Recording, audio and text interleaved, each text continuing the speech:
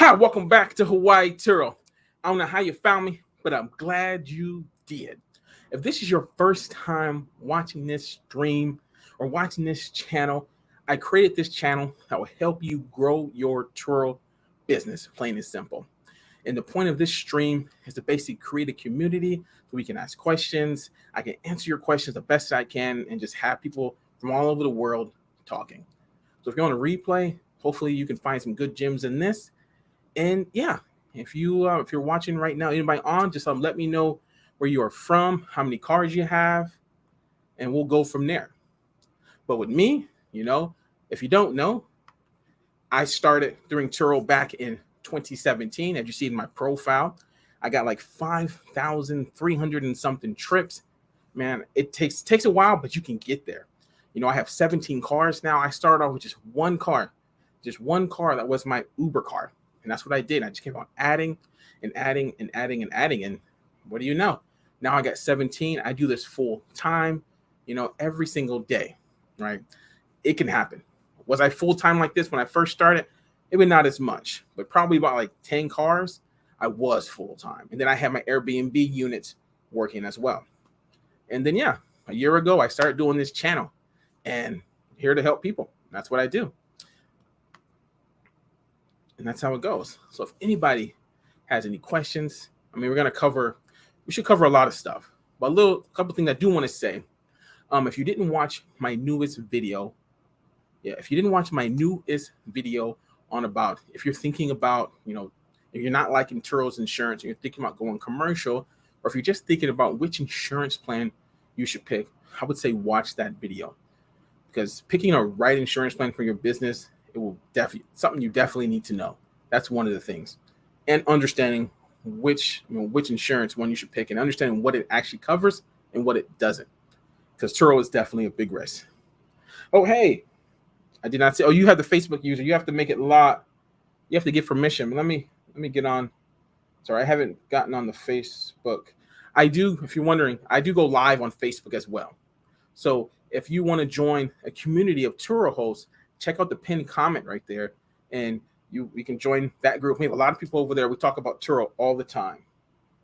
And let me get in that group so I can see the live, so I can see who. Hey, Marcelletti. Hey, we got 16 in Texas. Okay, that's a lot. Okay, when did you start? Yeah, when did you start? Yeah, I'm curious. 16 cars. And are you full-time? I'm assuming close to full-time. 16 that's a lot of work. Marsha. Gotcha. The Brady Bunch. You've probably gotten that before, but end of September. Okay. You mean this September?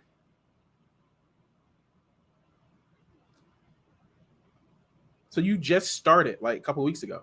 Or you mean last September?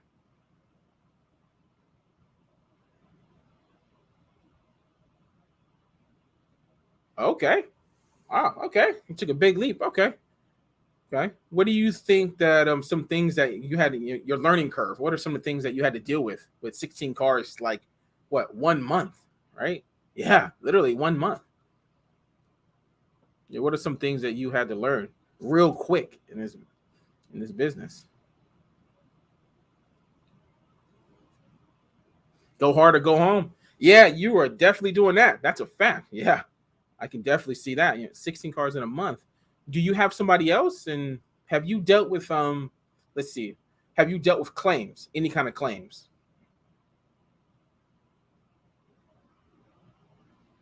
Yeah, that is true. That is true. That is why I will never give them 40% of my money. That's never going to happen.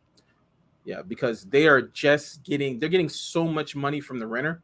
If you ever look on what the renter's paying and what you're getting, at best, being on a 90% plan and they're not under 26, you're getting like half. Sometimes if they're under 26, they're getting like 80% of the total fare. 80%. Yeah. So that's why I'm on the 90-10. I don't know what plan you're on that early. I have no idea, but Yeah, that's why I'm on the 90-10 all day. That is why I've never really had to make a actual claim with Turo. Either I've had the other person pay for it, or I've come out of pocket, or I just didn't fix it, just like that.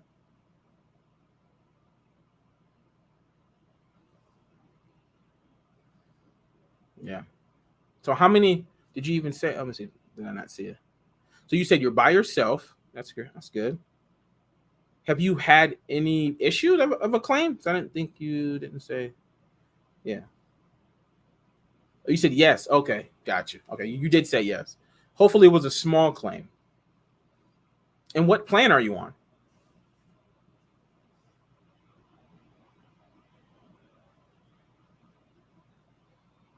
Okay. Yeah. Okay.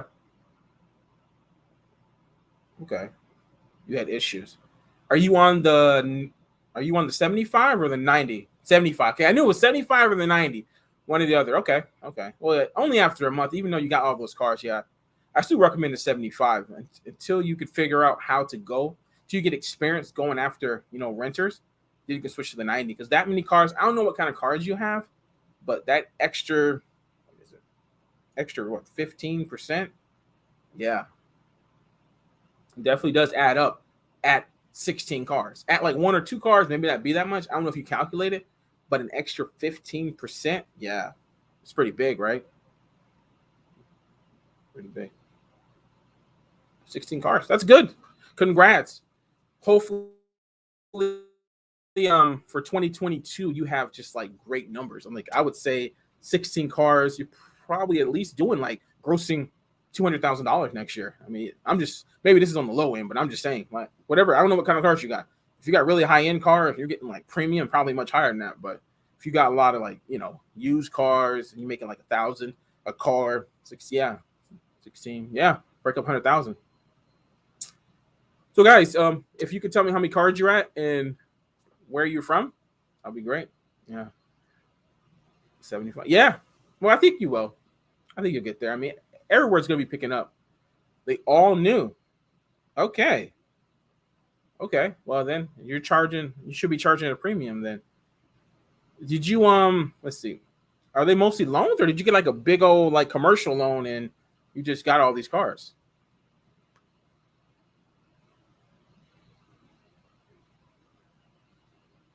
Oh, hey Mark.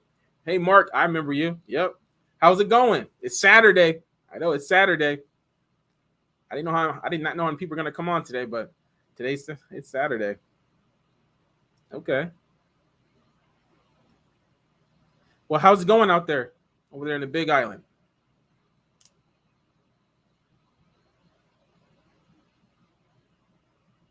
I think Marsha, did I talk to you off? Did I talk to you on Facebook? Maybe. I think I talked to you on Facebook,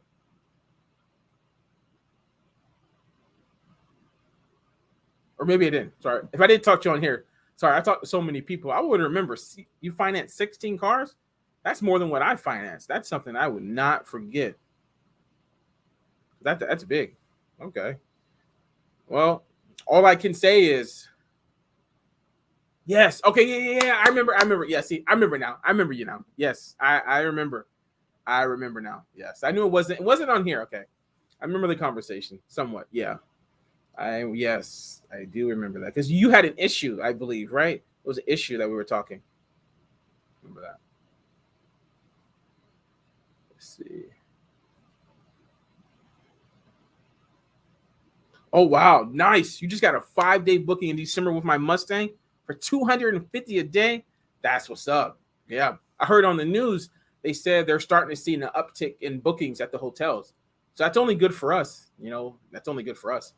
I haven't seen any new bookings in December yet with the cars, but Turo is going to be kind of like the last thing that people book. It's going to be the hotel, it's going to be Hertz, and then it's going to be Turo, right? Turo's going to be the last. Okay, Marsha. Yeah, message me on Facebook. Yeah, just message me on Facebook. Yeah, it's no problem. It's all G. Man, Mark, I wish I could put $300 for a Mustang. I wish. I really wish. But my Mustangs, I just raised my Mustangs to about 75 to like 100. That's on Oahu. And I know, yeah, it's not really getting booked right now. Not really. It's unfortunate, but it is what it is.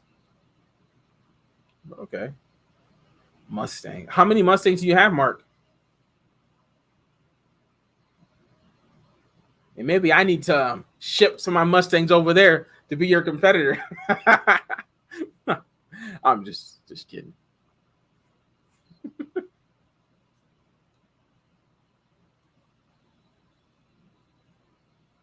Right now, Mustang's sitting only 115 and not getting booked. Oh yeah. Well, I have Mustangs at $60, $65, $70, $75, zero bookings now. Nothing. So so yeah, it ain't doing nothing. I'm just doing what you did. You said you paint it and you fix them. So I'm getting my cars painted solely. So getting painted. I just got a car back right now. So I just dropped off another Mustang to get repainted, get some dents out. You know, after 3 years of abuse, just things that I had to need to get done that I couldn't get people to pay for. You know, unfortunately. Maybe one day, Mark. We'll see. We'll see about that. We'll see.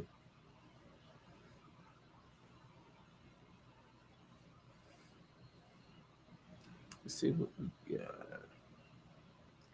So we got someone from Hawaii. We got someone from Texas. Who else? Let's see.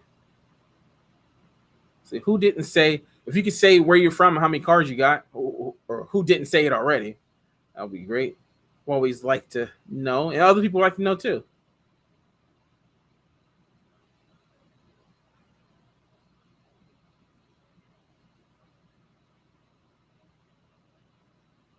That would be great. And for everybody who hasn't said, what plan are you on, and how long you been on that plan, and are you thinking about switching to a different plan? That's one thing that you should always be thinking about with your plan. I know one person said 75, 25, 16 cars. That is good. 1 month out. That is great. And Mark, did you say what plan you're on? I don't remember. Let's see what we got here.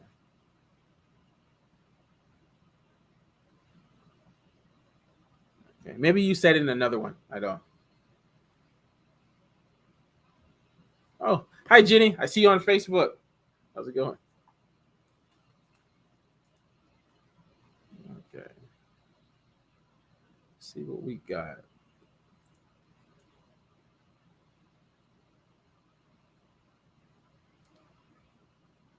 Okay. But yeah, this is a Saturday. We'll see how busy it gets. I have absolutely no idea. But there are some things I could just start talking about. I know I was talking about your insurance plan. Is okay, Mark. You're on the 85 on economy cars and 80 on the Mustang. Okay, well that's good. Okay, okay. Well, why did you pick? Why did you choose to switch that up? Why did you choose to go 85 and choose to go 80 on the economy and the Mustangs? I think some people would like to know why. Is there anybody here on the 60/40 plan?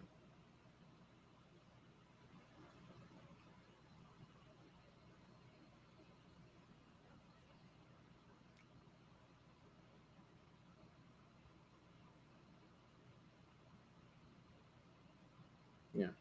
And has anybody had like a denied claim? Because that I think Marcia said she did, but yeah, that's one thing I have not had because I don't make that many claims with Turo to begin with. But I could see people being on the 60/40 plan or even on the 75 plan. I think they're covered. Well, other than paying the deductible at 250.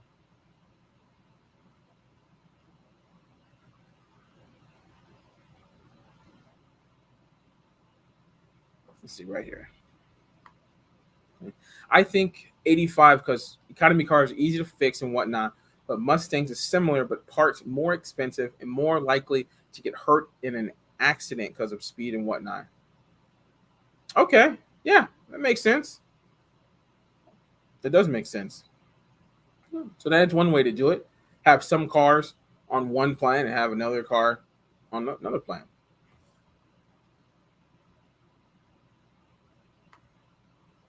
Ooh. Ooh. They denied my claim and the guy was arrested for DUI. My car was an impound. Why was your claim denied? Curious. What did they put in that email? And what was your claim for? Yeah. This is the dark side of Turo. Turo don't ever talk about, right? They tell you to list your car on there, make all this money, but stuff like this happens. I'm curious why they denied it.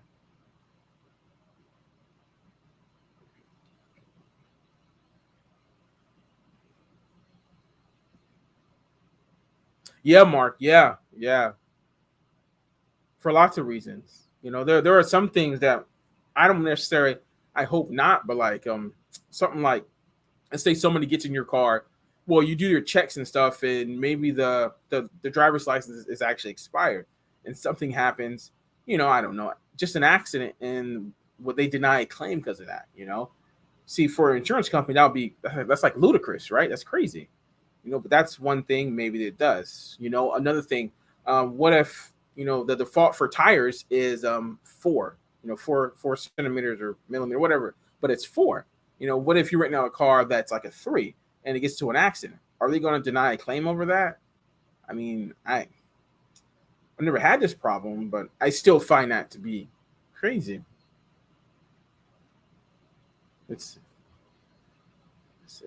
She said, I even filed for smoking with proof of them smoking, car dirty. All of that was denied. How'd you get the gas denied? Because I'm assuming you uploaded before pre-trip, the photo of the gas, and then after, and the receipt. How did that get denied? And you said, yeah, the proof of the smoking, that's kind of subjective, whoever is looking at it. I mean, if you got like the best photos, you got like the best camera that zoom in, there's absolutely nothing blurry. I mean, it looks perfect. Those like the best kind. Anything other than that, it can go either way from what I've seen. So I don't know what your pictures were, but going for smoking claims, and it's going to get even harder November 2nd. Don't forget, because they're taking off the $50 one, and it's only going to be, what is it, to $250 one or 150? I can't remember because I never do it, but that's the only one they're going to have, and you're going to have to, yeah. I would say go buy a Canon M50, which is it's crazy, but go get like a really nice camera to take really nice photos of all the cigarettes, the ash, and all that stuff. Like, don't even try to submit photos that are blurry in the least bit. I even follow what you said. Okay, plenty of post photos. Man, it has cigarette box and the cigarettes. Gas claim reviews. Yeah, exactly, Mark. So I'm curious about the gas claim. The gas claim is more straightforward. If you have that stuff, you get paid. And the only way you don't get paid for, the gas claims is really your photo is so blurry that you can't see it, or you're submitting something for like maybe the gas is like this much off, like it's really small. But I mean, obviously it could be more. Maybe you gave it to them like topped off, but it's like this far, like really close, right? Something like that. They probably won't give you, but you gave it to them topped off. Is that what you're talking about? I don't. Okay. Hey, Vizzy. How's it going? How do you clean up when someone smokes in your car? Well, for one, very little people smoke in my car. I've had not that many issues. With me, I know what I've heard, like use the ozone machine stuff. I don't have that stuff, but for me, I just I use all kinds of things. Stuff from like what's it called? O'Reilly's. I've used like the Febreze little, what's those things you put in the car. But I mean, for serious smoke, obviously this stuff is not really gonna really work. Serious smoke, but like that stuff, I use like the pen, the Ozium. I can't even say it, but the Ozium pen thing at O'Reilly's or AutoZone. Pretty sure that both of those I've used that before. I had to use that multiple times, and then just wipe down the leather, whatever it is, windows down. But definitely like the ozone machine thing that they say that it's like a professional thing that you do. I know nothing about that. I'm pretty sure somebody has done it before, probably in here, or hopefully someone can say, but I don't know. I don't deal with smoking that too often. I really don't. It's mostly from locals that I deal with it. Literally, that's the only people. Tourists don't do that. At least not. They don't fly to Hawaii to smoke in cars. Let's see. So this is the reason why she said that her claims got denied. Let's see. They said because one of the 15 pictures was dated a couple days prior. Because they get really technical with that. That's what I'm saying. That they're gonna find things. Other was 24 prior to the trip. They just decided to deny it all. They don't care. I'm telling you. So So what you said, there was one photo out of the 15 photos that wasn't that was before that you accidentally uploaded the wrong photo or something. I'm assuming you did. Others was 24. So I'm assuming you uploaded one wrong photo, and they looked at that one photo right there to deny the whole claim. I'm assuming that's what you're saying. Okay, so it was an accident with one photo, and then you had all the other photos were okay. Did you try to talk to somebody else?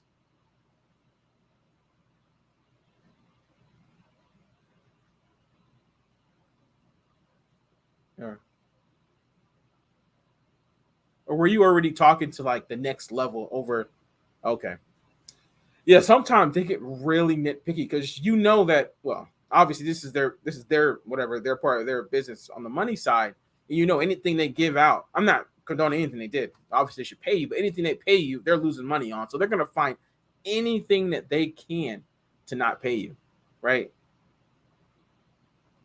Anything, yeah. That's what they're gonna do. I mean, I've never, I mean, something like that. I've gotten paid out and pretty much, well, my cleaning fees, some of them I haven't gotten paid out on when it got stricter and stricter and stricter.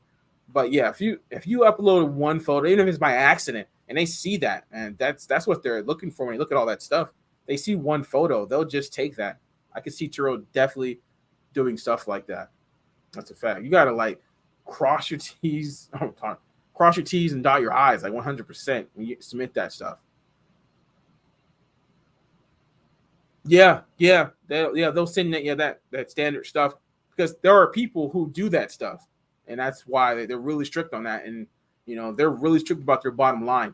Definitely anything. That's why they put they put the deductible. They didn't have a deductible a year ago. They didn't have that stuff. It was easy to get cleaning fees. It was easy to get it. You just call in, talk to somebody, they look at it real quick, and bam, you get paid out. It was like that. Easy, little sand, boom, get paid. There was no issue. There was no issue. You'll get it automatically. And then they started, you have to like do it. You get on the phone, whatever they do the stuff, and then they do the stuff internal, and you get an email now. Yeah, they're really hard. Hey, Axis of Real Talk, how's it going? Let's see. I have noticed that everyone that complains about Turo not covering a claim usually did make some kind of mistake. Yeah, some people do. I mean, there's all kinds of reasons. I mean, Turo has like a standard thing that they go by. And if you don't have missing something, they will definitely deny it. All the stuff I said earlier about, the tire stuff. These are things that you think, wow, a regular insurance company will not deny you because of that, but they will. All the stuff is in their terms of service. And yeah, if you do stuff that's against term of service, you risk being denied.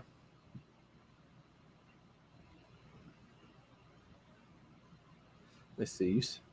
You said the guest owned up to it, and he said he was going to pay all the fees to me. Okay, because guest said he was going to pay to me. They threatened to kick me off, saying I accepted the money. Oh, okay.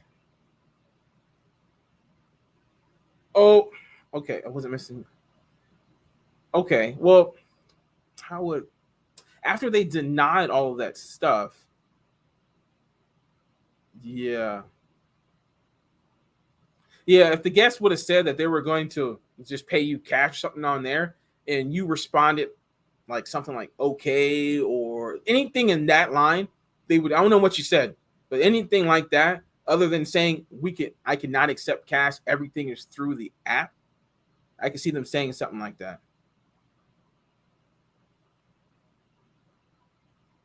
Yeah. When you submit these claims, you got to be 100%. Yeah. And people say stuff like that. Like if anybody ever says that they're going to pay you something cash or anything outside the app, say you cannot accept any money because you can't accept that. Just straight up say that every single time. If something goes down and Turo sees stuff like that, just don't be surprised. You're going to get an email saying that gray market transaction, because gray market transaction is a no-no.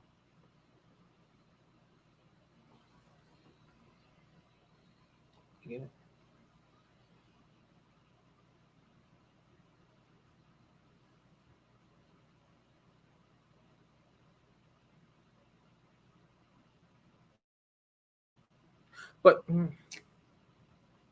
But the fuel though, well, since Turo already denied the claim, I don't think that the stuff will come back up for you to actually do it. I wish that he would have. Oh well.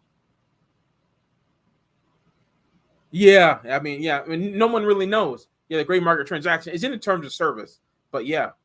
But now you know, if anybody, I know you just started, but anybody says that stuff, you just straight up say that you cannot accept any money outside the app ever. That's against terms of service. Say that every single time. There's a lot of things that there's a lot of things that's not fair with Turo. I can tell you that right now. And yeah, because all they expect you to know everything in the terms of service. Trust me, they expect you. This is a good question. Great question, Vizzy. Can you accept cash if the customer agrees to pay a deductible? The answer is no. Like if somebody sends you something like that and you say yes and you make a claim, you work up with the guest and somebody internal in Turo reads that right there, you're going to get a nasty email. That's a fact. 100%. You cannot accept cash like that. The only time you accept cash if it's a claim, right? If it's a claim and you press work it out with the renter. And then, yes, you can accept cash. But like for the deductible, no. I mean, if you already said work it out, well, deductible, if they're paying cash for deductible, means you are using Turo. So then you won't be accepting any cash from them. And that will help you out in that situation. Don't do that. But yeah, that gray market transaction, it's a real thing. I'm pretty sure people have been kicked off of Turo over that gray market transaction. Oh, definitely. I can guarantee you people have. Or at least definitely fined. Maybe not kicked off, but definitely fined. Because their max fine is like $5,000 or $5,500 or something. If you look in the terms of service, their max fine is like $5,000. So I've heard of somebody who was renting out cars with expired tags, and somebody got a ticket, and somebody got fined that through Turo. So definitely don't be renting out cars.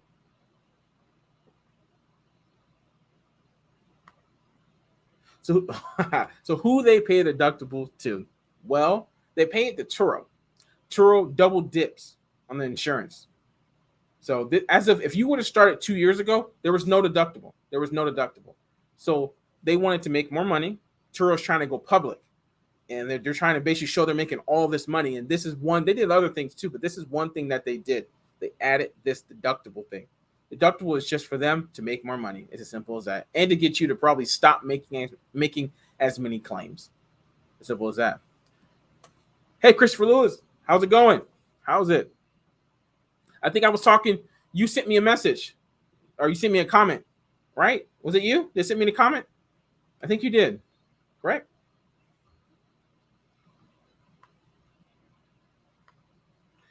Yeah. Yeah. What the hell? Let me check on my. Yes, exactly. Definitely check those tags. Like I check my tags constantly. I have one car that I couldn't do on Friday. I definitely gotta. It's not gonna be rented at all because on the first, yeah, I had to buy new tires. That's another thing I had to do. A car, one of my Mustangs, I only had it like the tires only have for like a year, and it didn't pass safety.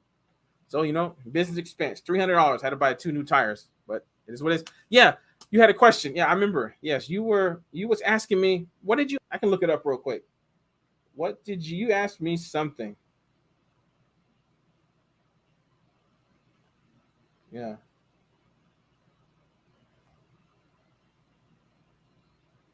Oh, sorry.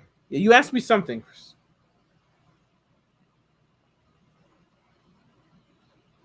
And did you join my Facebook group? I think I said. I thought you did.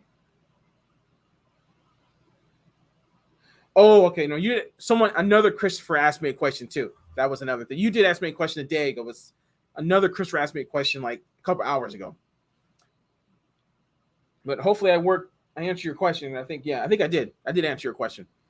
Okay, but yeah, Marsha, yeah, that stuff. Yeah, I would tell everybody definitely check your tags, your registration, your safety, all that stuff.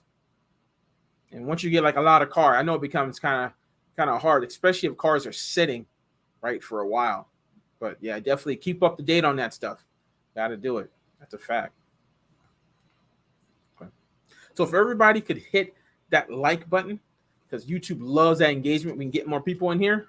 That would be great. Thank you. So far, this is going good.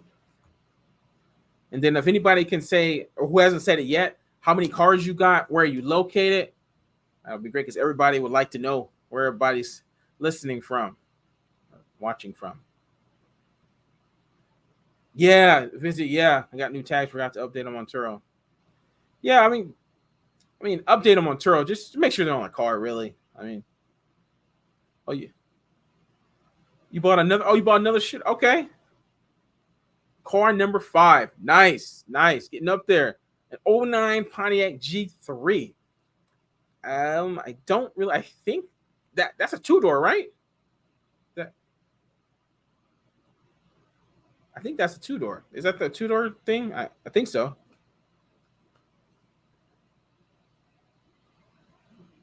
I think so.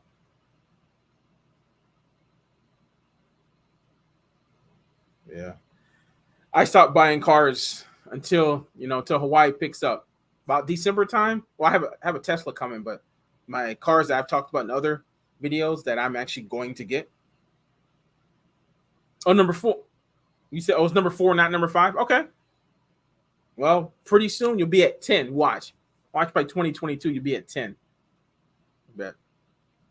Watch. You'll be at 10. Oh, it's a small 4-door car. Okay. It's a little economy car. Okay. What price did you put it for?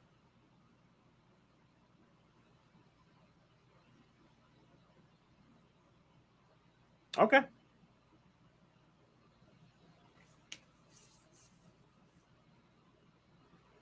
Yeah. I forget. Chris, where are you doing? I don't remember. Where are you doing Turo at? Yeah, where are you at? Anybody else? If you could put in the chat as well. Where are you from and how many cars you got? Right there. Access of real talk. Have you ever thought about getting a Fiat or a 42? I don't know what a 42 is. They are so cheap you can get them cash where I'm at for like 6,000. Okay. I'm assuming a 42 is a type of Fiat or something. I don't know exactly, but a Fiat. You know what? I actually did glance at a Fiat, but I want a 4-door Fiat. It's just 4 doors is easier than a 2-door for people. If it's a family of 4 and stuff, right? But the one I see, the Fiats are kind of expensive. But what the older ones might be. But I've never owned a Fiat in my entire life. But yeah, if anybody's had a Fiat before it has a Fiat, let us know. I don't know too much about Fiats. But if it's a good deal, get it. It's all about the deal, right? It's all about the deal. Get the good deal. Worst case scenario, you can get rid of it with minimal loss. If not a loss, maybe a gain, right? Okay. I got 5 cars now. I just got it this morning, so we are doing maintenance stuff now. So listen Tuesday. Okay. Well, that's what you said. Okay. Yeah, maintenance. Yeah. Oh, I know the maintenance all too well. Trust me on that one. I have some minor stuff I need doing some of my cars, but it's so minor. Well, I think it's really minor. It's not a safety thing. I'll eventually do it, but it is what it is. The West. Okay, yeah, I think you said that. So Chicago. You're Chicago, Dallas. Okay. Well, hopefully your other 4 cars are out today. That'll be great. I had a few cars go out. Speaking of a few cars go out, I am going to stop doing my day in the life for a little while. Yeah. I know some people said they like it, but it's not enough people watching the day in the life. So I'm just going to, if I talk about my day, I'll be in these live streams. That's what I'll do. Right. because it's getting. I think it's too much. I think I'm uploading way too much, at least of that stuff. Yeah, you can give me a comment about that if y'all like it or not. But yeah, for the most part, most people aren't really clicking on it.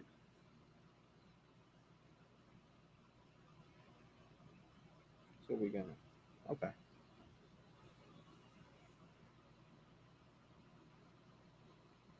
Okay.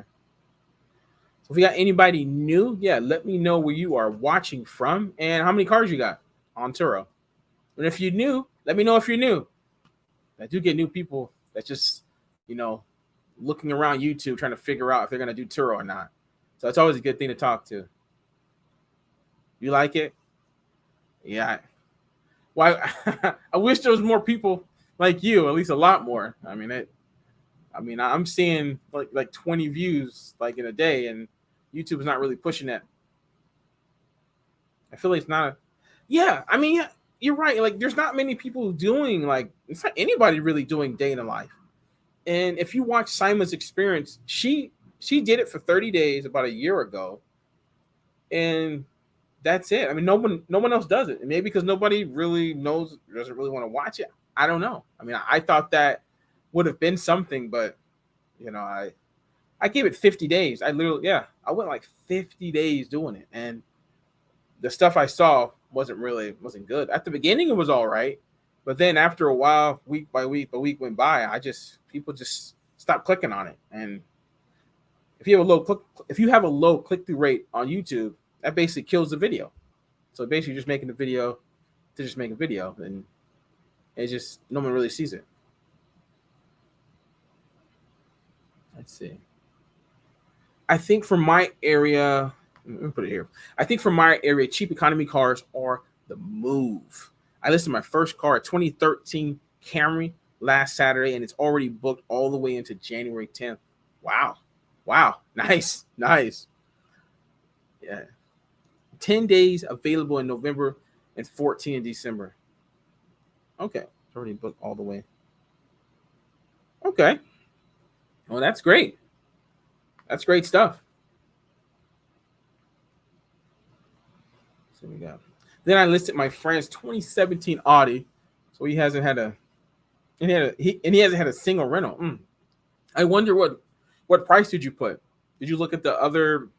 I mean, Audi is like a luxury vehicle. You look at the other not Audis, the other luxury vehicles that are comparable to that car.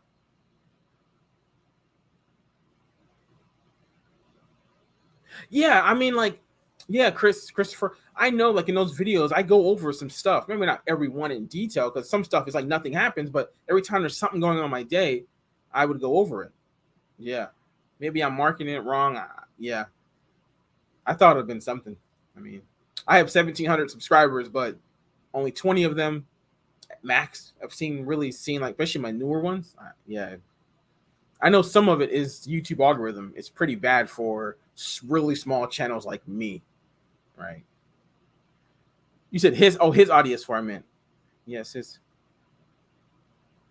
Okay. I would say don't pay attention to the recommended. I would go in and look at the price. Like, go into the filters, pick a day, pick a week out, and see what's available and see for yourself with your own eyes. Because I recommend it's not always true. Like, the best thing to do is just for you to look at it. Like, put like let's see, a 2017 Audi. I don't know if it qualifies for deluxe. Does it qualify for deluxe? If it does, it makes it so much easier because you could just press deluxe and just see all deluxe cars. Does it qualify for deluxe?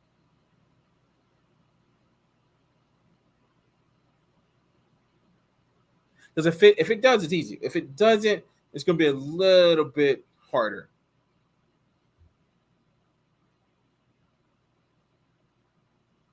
Oh, thank you, Christopher. I love it. I wish I had about 50 more people like you that like that, and that would push the algorithm to definitely, push that video to more. But I don't. You're probably like one of like less than 10 people who probably who has continually watched those videos. Yeah, literally, it's probably like 10, 20 views. Half of them are for people who are not subscribed. Yeah, probably like 10 people that are subscribed that watch that. Yeah, actually, real talk. Yeah, I would definitely do that. See, Like I said, if it's deluxe, it's easy. If it's not deluxe, it's gonna be a little bit harder. It's gonna be more cars there, but I would say, I mean, in any market, luxury, it's probably gonna be almost $100, if not 90. So anything below like $80, I wouldn't even really, unless you're in a market that has Maseratis for $80. Okay, if you're in that market, then definitely like the luxury is gonna be a lot less. But if Maseratis or even like the older Teslas are like $100, and definitely go like a little bit below 100, like 80 to 100 might be in the range, but I don't know. I mean, every market's different, but that's just throwing it out there. That's the truth.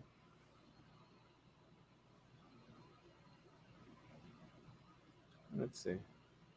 Yeah, but Christopher, maybe in the future. Yeah, we'll see. We'll see when this channel. I mean, hopefully this channel grows. It's gonna grow, but like really grow, like get I don't know, maybe 5,000, 10,000 subscribers in the next 6 months, hopefully. And maybe I'll do that again when I have more people looking at my channel. And yeah, maybe do it that way.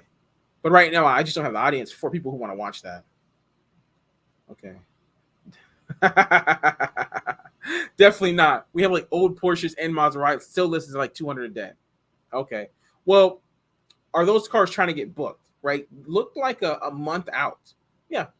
A month out is good. Look like a month out and see what the cheapest Maserati is. Right. Because if you're looking like what a day out, you're only going to see like the cars that didn't get booked yet. You're going to see like the most expensive cars. But if you look like a month out, see that. So I'll give you 100% confirmation. But you might be right. But I know there are some markets where like Maseratis are like under $100 right now because it's so slow, right?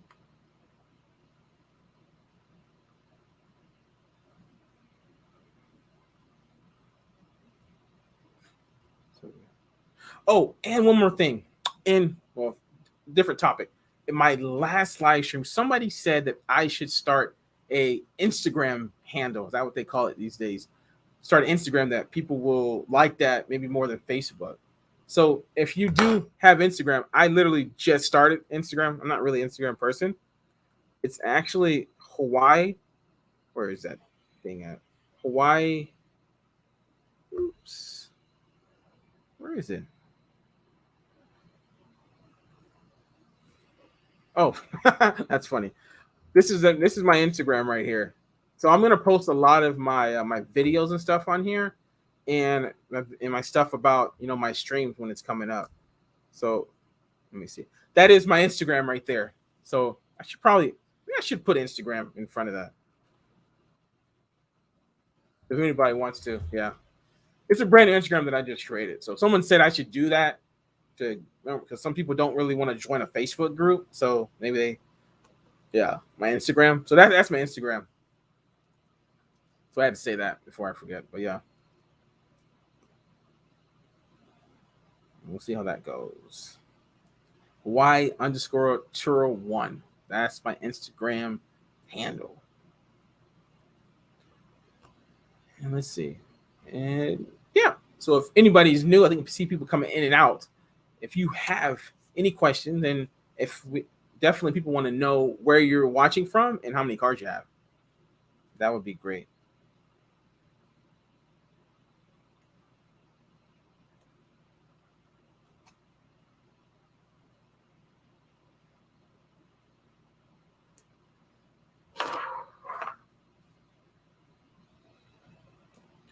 Let's see what we got.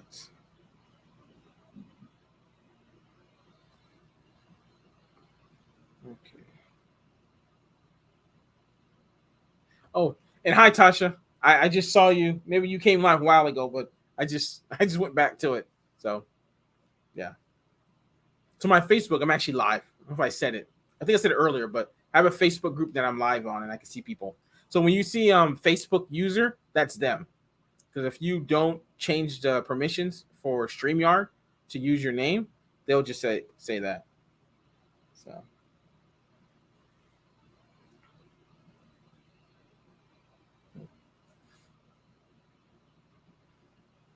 So back to like my day in life. My goal for these, what I'm going to do now for the future of this channel is that I'm not going to try. I'm going to go live a lot more often. That's the plan. So maybe like 4 times a week. but at least a day before, I would make like a schedule so people know when they come on. So that's how I'm going to do with that. I think that'll be better to help people out. I don't know which day is the best day. Maybe Saturday is not. Or maybe everyone's out and about right now. But that's the plan for the streams. And definitely, my weekly videos on Thursday. I've been doing that for over a year. My next video is going to be my monthly stats. So my stats for October. I know they're bad, but I got to do it. I don't know how your October is doing, but for me, my October is my worst month since a while, actually. But it is what it is. Got to do it. That's what being in Hawaii is. And then, yeah. If anybody has any questions, maybe I'll pick a topic and just start talking.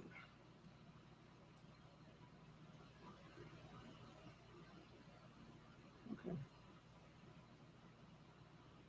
Well, I know one thing I can talk about.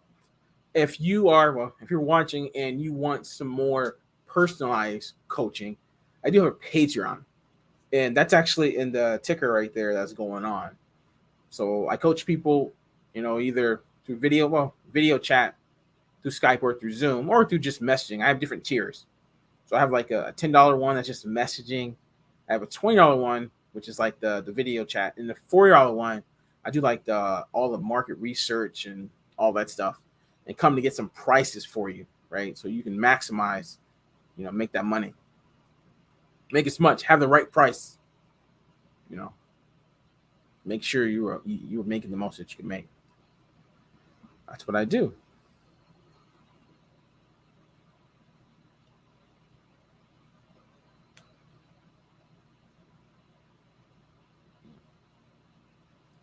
But let's see.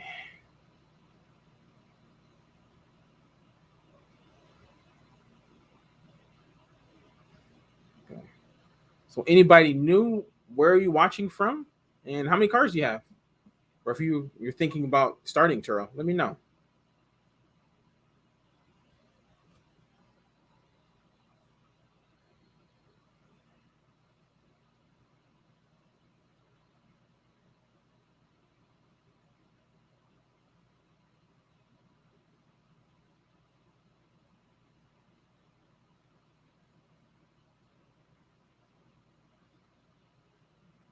Okay.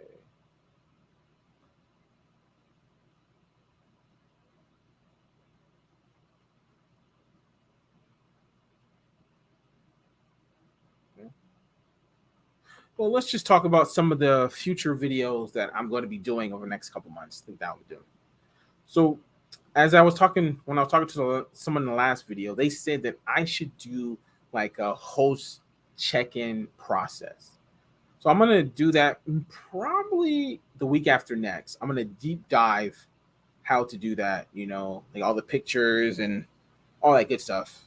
And I'm gonna show myself doing it to my own car. So I'm gonna do that, and then other ones that I'm gonna talk about is how to run. What is it? Uh, well, actually, rephrase that. I did that one already. Oh, the other one. Well, I'm going to come up with some other stuff. There's so many things with Turo. I think I'm going to go back and look at some of my other videos that I know that people need to, watch. Right? There's lots of things. Right? There's lots of things you need to know during this Turo business. It is as simple as that. Like just earlier, we were just talking about your tags need to be updated. Right? That's something that you have to do. Renting out cars with expired tags is a no-no. That is something that Turo you can get fined a lot of money for that if they get a ticket and they complain to Turo about that. Yeah, that is definitely. Hey James, McKinney, I haven't seen you on here before. Hi, how's it going? I need to be like you. Good start. Okay, how long you been doing Turo? Yeah, how long you been doing Turo? And where are you doing it at? See, X is a real talk. What's the longest you've had a car on Turo without a big issue? Big issue. Let's see. Well, I've had so many cars. I want to. Let me think. I'm running through all of my. You know what? I'm gonna have to say one of my Camaros. It's gonna be a car that I bought brand new, right? So I've had my Camaro since like what, August 2018. So 3 years. So let's go. My 2018 Camaro. That's almost 3 years. The only problem that I don't think I had a major issue. Rephrase. When I first got the car, which is weird, 500 miles, it needed a new fuel injector. I have no idea. It was a brand new car with 500 miles on it. It makes no sense. But other than that, the car's been great. It has 53,000 miles on it now. I mean, that was brand new. So, 3 years brand new. Maybe that's not the same, having like a used car, right? I can go this like opposite. My Acura MDX gives me issues all the time. I've had to do all kinds of stuff with that car. But yeah, that makes sense. Denver, nice, one car. Oh, you said 1 month. Okay. How many cars? Or did I not see that? How many cars do you have? And Vizzy, do you give car recommendation with the market? Oh yeah, I do whatever. Yeah, that's everything. So, the market research with the price, but I can do the car stuff too. I can find out which car that should be the best for your market. Yeah, definitely. That's a fact. Because every market is different. Some markets are saturated with like economy. Some are saturated with vans. Some are saturated with luxury vehicles. Some are saturated with convertibles, Jeeps. Just some markets are really good. Like if you're in Hawaii right now, right? Economy cars are very saturated. Some of the cars are not as saturated. It's still slow, but it's not compared to the other cars. Convertibles. Convertibles. Mustangs and Camaros. The Jeeps are definitely saturated. But yeah, hopefully you signed up. Hopefully we can talk one-on-one. See what we got. See, one, but I'm about to buy a second one. Money comes easy. Nice. A Wrangler. So the one you got is a Jeep Wrangler in Colorado. Oh, okay. Because people like to. Where do people go in Colorado? You said Denver, Colorado. I think will they go up to the mountains or something? I can't remember exactly. But people must like Jeeps there. And has your Jeep been booked like every single day for the last month? And how are you doing your pricing? Are you doing automatic pricing or did you look it up yourself? Yeah. And what are your extras? These are all things I go over. When I do my coaching and stuff, I go over all this stuff really in detail. But what are your extras? Because everybody should have these things in their cars. Because these are ways to make more money. Like with your extras, your deliveries. Do you have the airport set up? All these different things. Okay. Where is the main place where they're booking from? Like, what I mean, like, is it airport? Are they booking from hotels? Are they booking at your home location? Which one is the best for you? And hi, new guys. If you can tell me where you're from and how many cars you got, then yeah. If you have any questions, yeah, just let me know in the chat.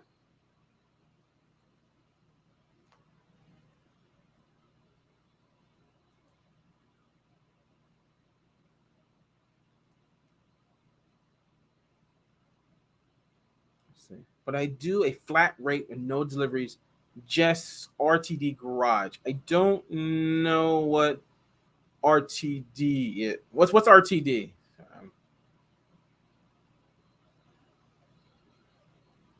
I don't know RTD. ST Spark. I don't know what that's probably not for me. Hi Lydia, how's it going? I just got one car and I want to put it on Turo. Okay. How close are you thinking about putting on Turo? Yeah. How close? And where are you located? Okay. Let's see. I get free parking as a resident of the city, so I remote. That's great. Yeah. Okay. That's good. If you could, that's good. That's a good thing. Oh, train station. Okay. So you said train station. Okay, but you do delivery at the train station, so they have to pay a delivery fee. Or do you just have your home location at the train station? Because that's two different things. Because anywhere you put your home location, that means that's free pickup for them. Let's see.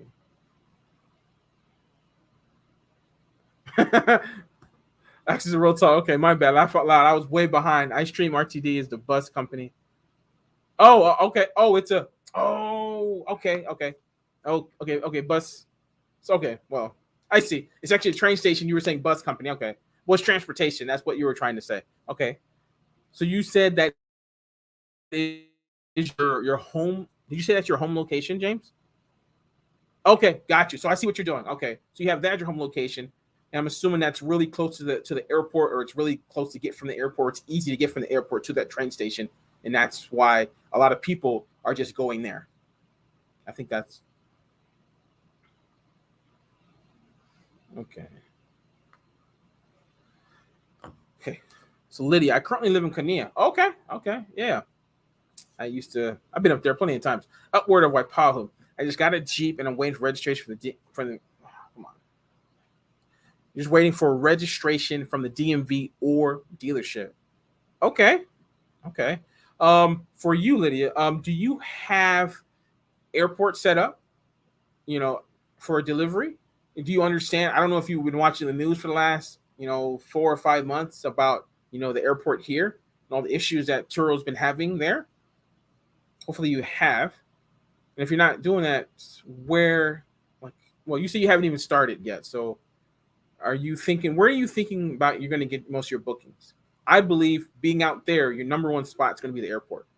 I don't know how many people you have with you, or you have someone, that can go behind you, go with you. If you're trying to do Waikiki as well, so I don't know how your setup's going to be, but that's stuff you got to think about.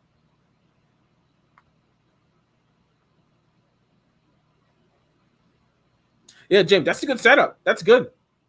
The only thing that I would say is try to get that train station as a delivery so you can make more money, but have your home location somewhere else. Like, yeah, somewhere else. But I mean, if you're okay with not getting, a little bit more money on deliveries, yeah. But I don't know how far that is from the airport. So I don't know. Okay. Okay, Lydia. Okay. Yeah, the airport's gonna be your number one. Definitely it's gonna be your number one. Waikiki, yeah. So yeah, if it's just you and you don't have anything like that, leaving it not at the airport. So if you're trying to leave it in that area, the best place to leave it at would be, because I don't know if you're Jeep, if you have the remote lock and unlock, you have to have that. If you don't have it, you're going to need that for definitely what you're trying to do. It's going to make your work a lot easier. Leaving it on that street where Dunkin' Donuts is, where the Shell is, any one of those streets, if you can find parking. But usually there's parking over there, at least early or late. And maybe not during the daytime, but during other times there are. And people can take, Uber or a shuttle to Enterprise, or, basically like, or a shuttle. Well, if it's that far, a shuttle to like the Alamo, but Alamo's a little bit farther down there. But that's stuff that where you can park the car, because leaving the car at the airport, that's a no. Yeah, if you don't know the stuff about the airport and what's going on with it, I would say look that up, and do not do like check-ins at baggage claim. Don't do that, because Turo is not allowed at the airport. Just let you know. Okay, let's see what we got. Actually, real talk. The one thing that is bad with my area is the airport. It's literally in the middle of nowhere. It's a 25-minute drive from my house to everyone's airport pickup. 25 minutes drive. Okay. If you said everybody wants, so you said if everybody wants the airport, I would put it the max.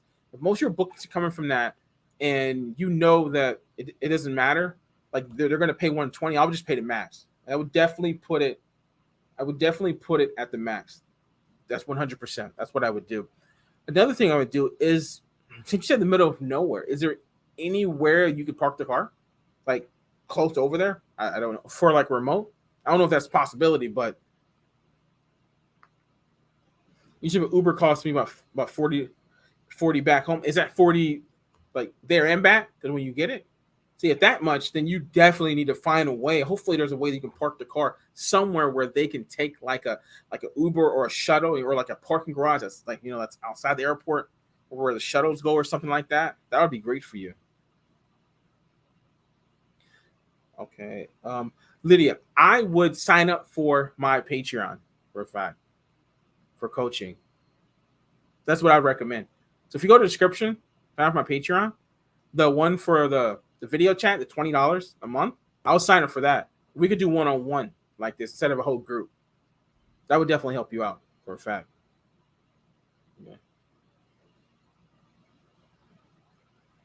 Yeah, James, and access real talk. Yeah, finding a place where you can park the car, it does make it easier, especially when you're trying to scale up, right? If you only have one car and you don't mind going back and forth, like you said, leaving your job and doing that, yeah. But when you try to scale, that's not going to work. You're not going to be able to go back and forth so many times in a day. It doesn't work like that.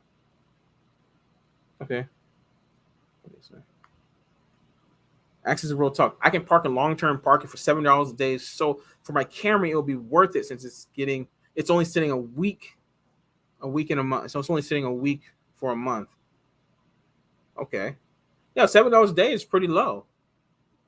Yeah. So you don't have to go back and forth. Just make sure, which I'm assuming you already have, like the remote lock and unlock. That's definitely, because don't use lock boxes. I don't recommend using lock boxes like ever. Like, pay the money for, if you do not have like the remote unlock, like came with the car, pay for like something like Viper or something. Don't do the lockbox stuff. There's so many issues with people, people breaking in. You see lockbox, it just brings unwanted attention. That's my opinion, but I mean, people break in lockboxes all the time.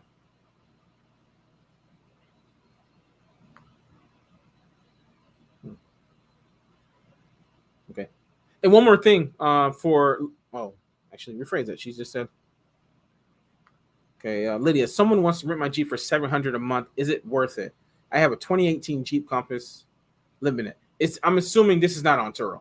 Is it something personal or something?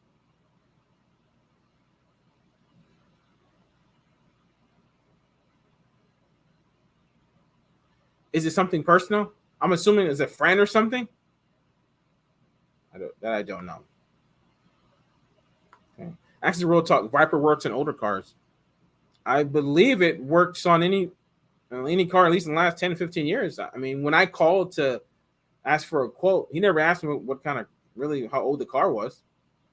I mean, I would say you can always just call whoever sells the Vipers and see, or look it up online as well. A lot of people use Viper for Turo cars. Yeah. Nice question. James, why did you start a YouTube channel?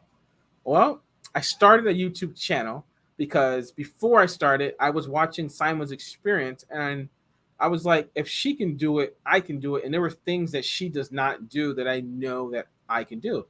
And I can help people, right? That's the reason why I can do it. And I have experience. I have like 5,000 trips and everything she knows. She's like the number one on Turo on YouTube. I'm like, everything she knows, I pretty much know. So why not do it? And I like talking to people, even though I'm talking like this, but I am talking to people. So I'm an outgoing person and an introvert, but whatever. I'm outgoing. It's no issues to me.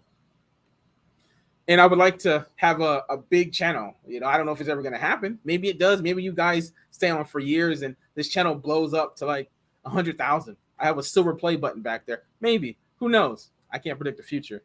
But, I'm full-time Turo, so obviously Turo is my main thing, but, hopefully this can be something. But yeah, I think I've already helped people out already. I've talked to so many people in the last, 5 months I've been doing Patreon.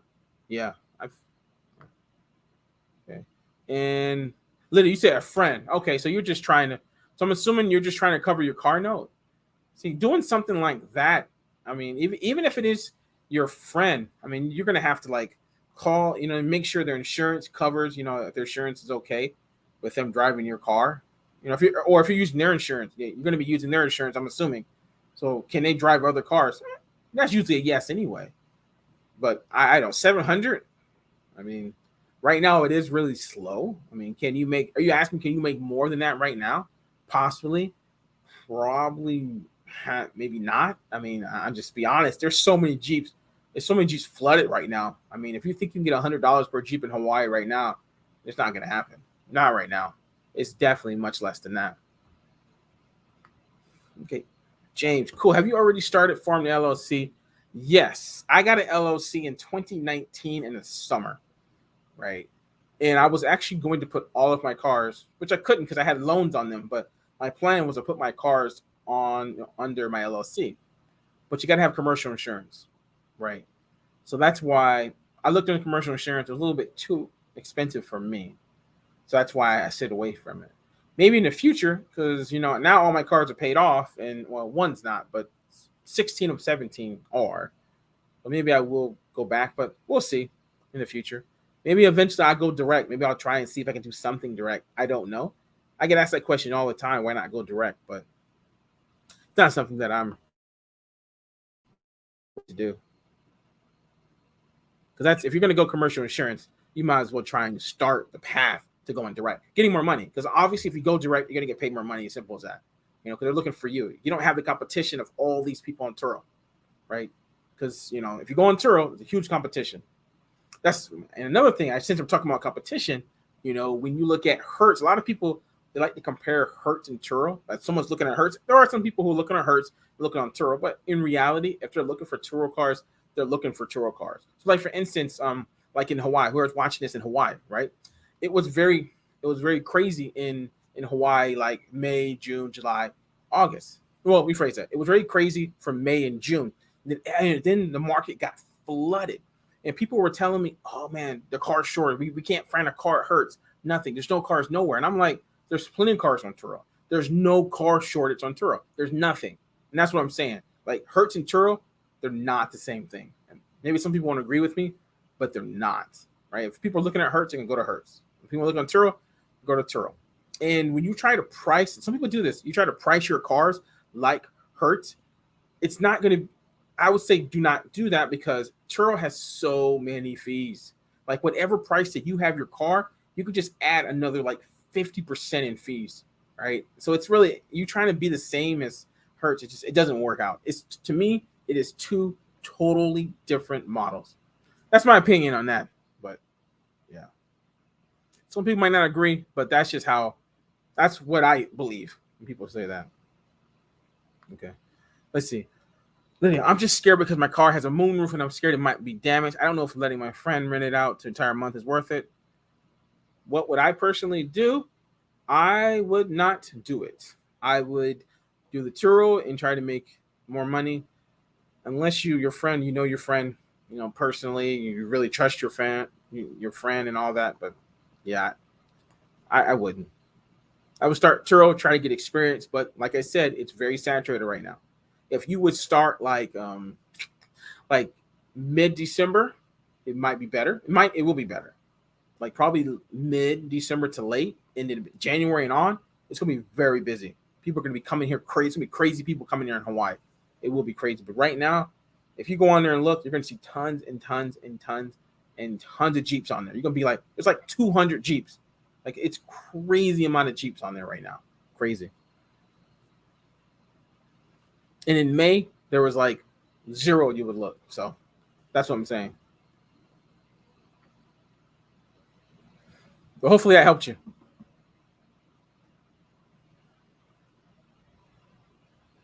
Okay. Let's see if I missed anybody when I went off talking about that. I hear that a lot about Hertz and Turo. A lot of people, they want to match prices, but it's not the same thing. I mean, it's not. Even like when there's like damage claims with Hertz and then with Turo. Turo does so many things that Hertz does not do, I believe. So, okay, I got everything. Okay. Nep, I can't even say it. Nep nuts. Nep. I'll say Nep. Hey Nep, how's it going? First time that I've seen you on here. How's it going?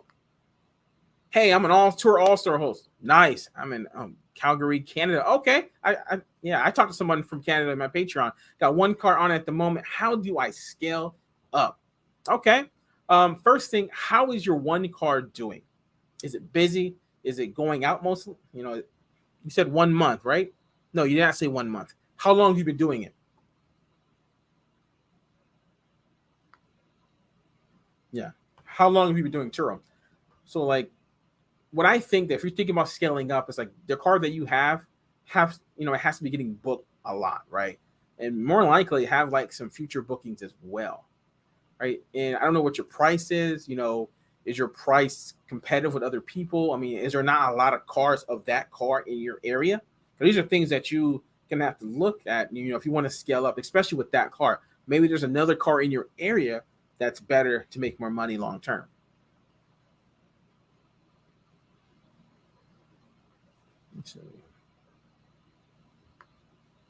James, when did you realize you should add another vehicle? It only took me 1 month.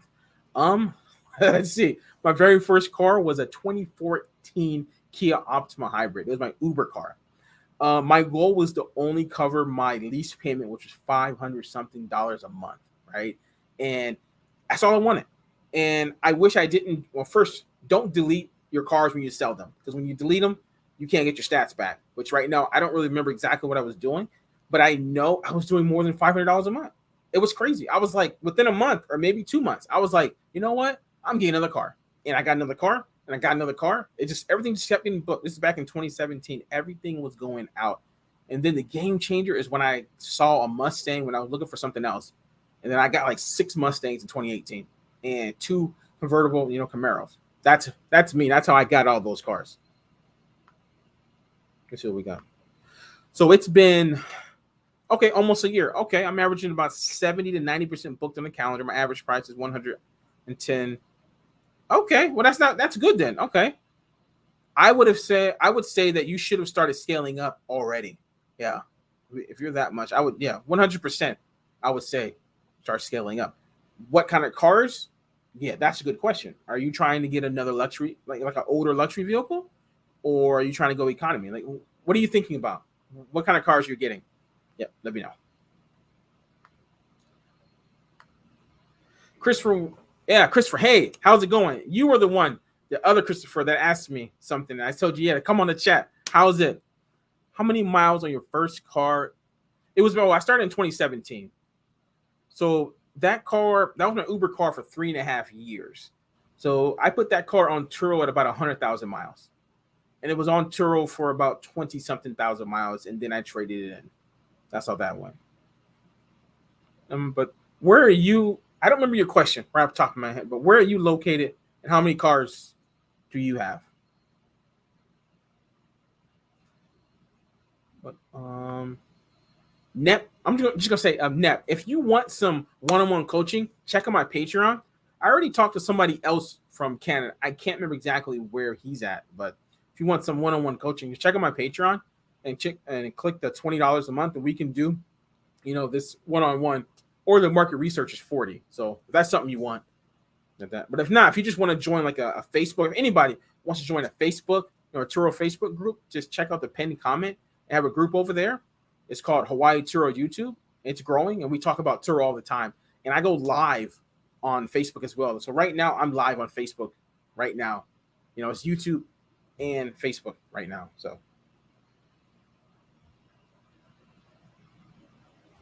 Okay, let's see what we got. But yeah, if anybody else is thinking about trying to scale up, if you've been going at it for about a year and even less than a year, I would say probably like less than 6 months, and you're seeing like what he put, like 70 to 90%, I would say it's probably time to get another car. I would definitely say that, whatever car it is. For some people, man, they get real crazy with it and they start scaling up quick. I think someone that was on here, 16 cars in a month, their first month. Yeah. So some people scale quick. But you might be in that kind of market where you can just just get in there before everybody else gets in there and start making that money.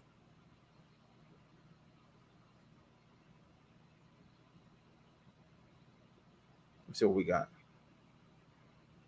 But if you can hit that like button, YouTube loves that engagement, and we can get more people in here. But thanks. So we got, Christopher. Okay, thanks. I'm in Georgia.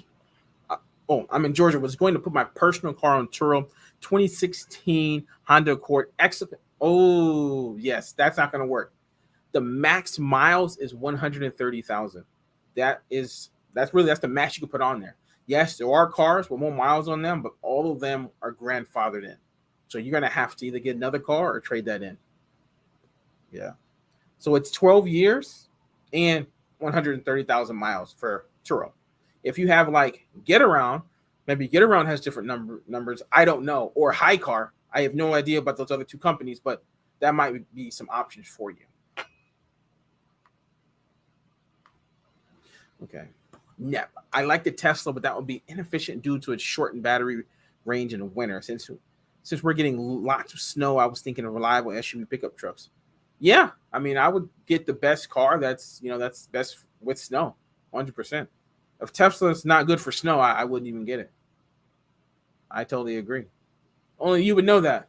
Yeah, I live in Hawaii, from Hawaii, so we don't deal with snow ever, unless you go to the Big Island up there in the mountains. That's the only way you're gonna see snow ever.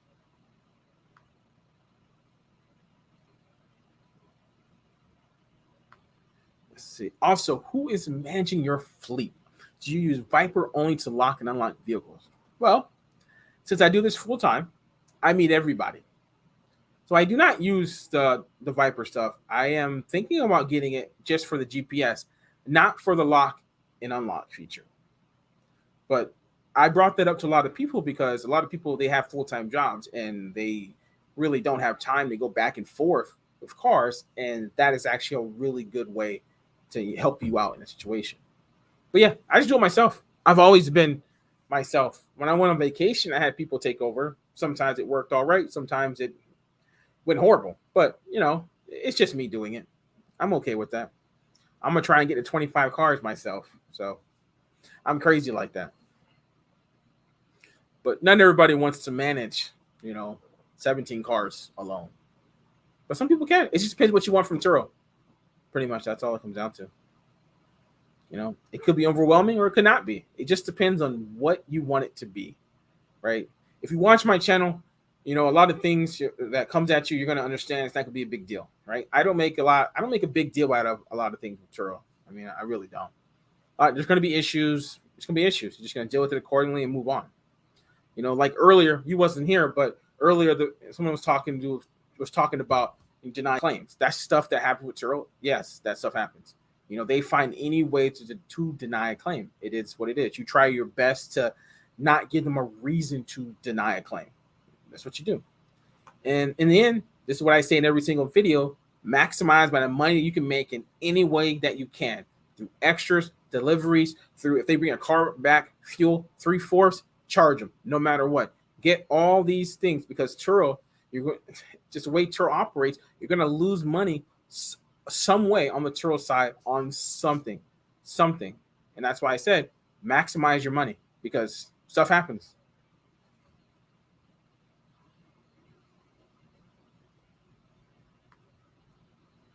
Christopher, I just hit the like button. Thanks for the info. Guess I'll be in the market or I can pay to be grandfathered in. Well, you can't. Well, can't pay. You just got to get another car. Just get another car. Yeah, just get another 10-year-old car and try it on there. 130,000 miles. That's all I'd recommend. But Turo's a way to make some money. I don't know what else you do, but Turo, you can make unlimited amount of money. Simple as that. It just depends how hard you want to work. Really. And that's the truth. When I first started, did I think I was going to have 17 cars? No, I didn't. Because I had Airbnb too. I had like 7. I had 3 condos. Then it got up to 7 at one point.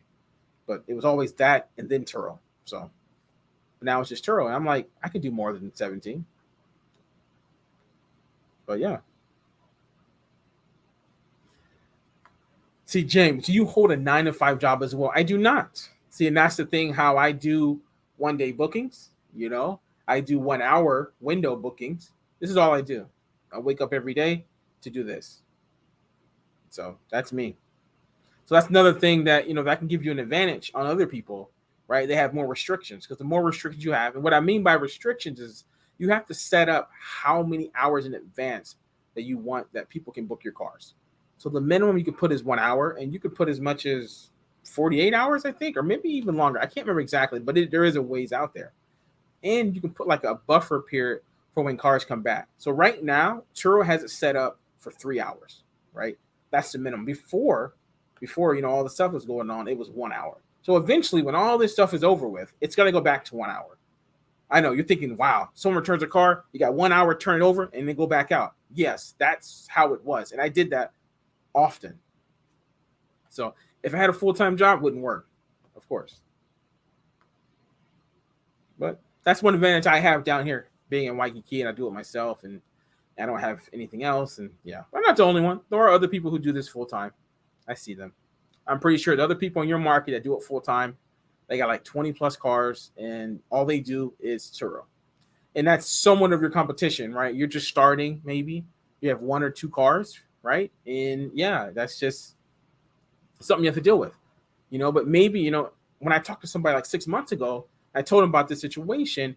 You got to see where they're located. Like usually some of these people, they have like they have a lot somewhere. Maybe it's like way far from the airport. So people, they have to take Ubers from the airport. You can get one up on them by being at the airport, right? And that gives you more business. So if you were just starting, and you're going through all the location stuff, like yesterday, I talked to somebody and she didn't know that she didn't even have the airport set up. If you don't have the airport as an option, like if you go to the car and you click on location and delivery, you click that, and you haven't put your airport in there. If you don't do that, you won't get any airports. Your car will not show up when they are looking. When they put the airport, because most people put the airport wherever they're going. And if you don't have that there, you're not going to get any airports. Simple as that. So if you're wondering why you're not getting airports, that could be one reason. So we got no. Is an LLC worth it? Do you tell your insurance? Okay. This is a really good question. Okay.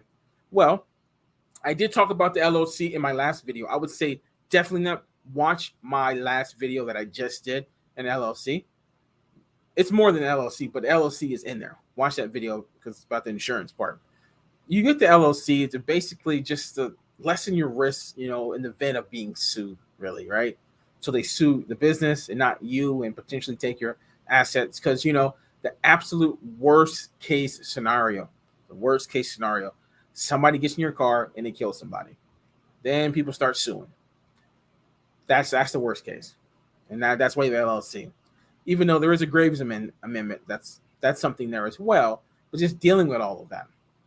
And do you tell your insurance about your fleet? This is the one thing that you do not do. This is one quick way to get your insurance to drop you. I don't care how long you've been with them.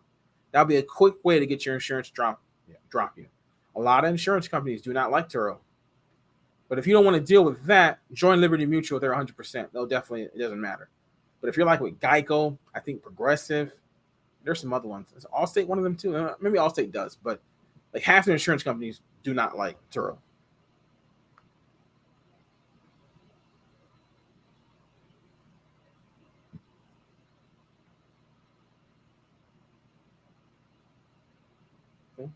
Oh, hi Nikki from Facebook. I just looked over there.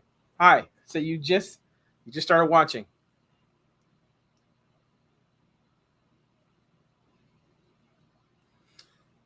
So any new guys that haven't said anything, just let me know where you're from, how many cars you got on Turo, and how's it going, or if you're thinking about starting Turo, let everybody know.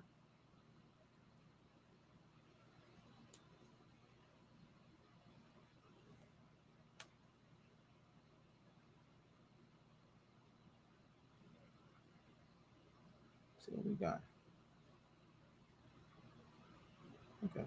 So if you are surprised, well, if this is your first time watching me, yeah, I do this in Hawaii.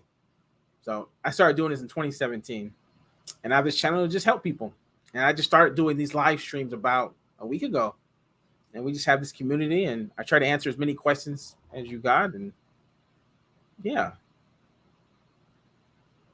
And I try to do this probably if not every day, every other day, and I give about like almost 24-hour notice. Like I schedule it, so you'll get it sent to your phone. So if you are a subscriber and you haven't hit the bell, and what I mean by the bell, I mean like you click that bell so you can get all of my notifications for my videos. That's what I mean. If you don't, there's sometimes you won't even get this till really late.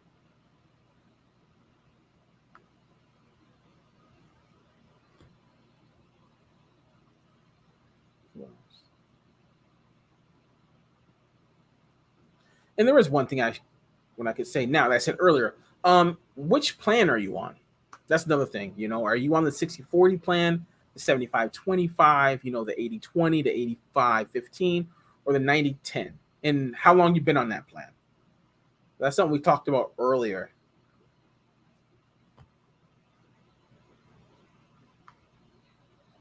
Say no. What can you tell us about your previous Turo claims? By the way, you built like not really. Not anymore. No, not really. Genetics mostly. Genetics mostly. But well, one thing about my claims, when I first started, my plan was to either come out of pocket or use my own insurance. Don't do that. The insurance, use your own insurance. That's a no-no. That's insurance fraud. Do not do that. I have issues with that. But so all of my claims that I've done to date, 5,300 something trips. I've had a few claims. It's only been about getting like before Turo's insurance now that has the way they do it, that they only pay after 2,500 now, at least by the 90/10. They paid about 20% of it. So that's all I was really going for when I did a claim. I was getting 20%. That's because I was on the 85% plan back then, before deductibles. So I've never actually had to make a claim for like damage, hoping that I was actually going to get something. So either I got the, so it's like either I got the money from the renter, right? There's a way to do that. If you want to go detail about that, watch my newest video. I definitely deep dive that. I get the money for them, or I pay out of pocket, or I just don't fix it if it's really minor.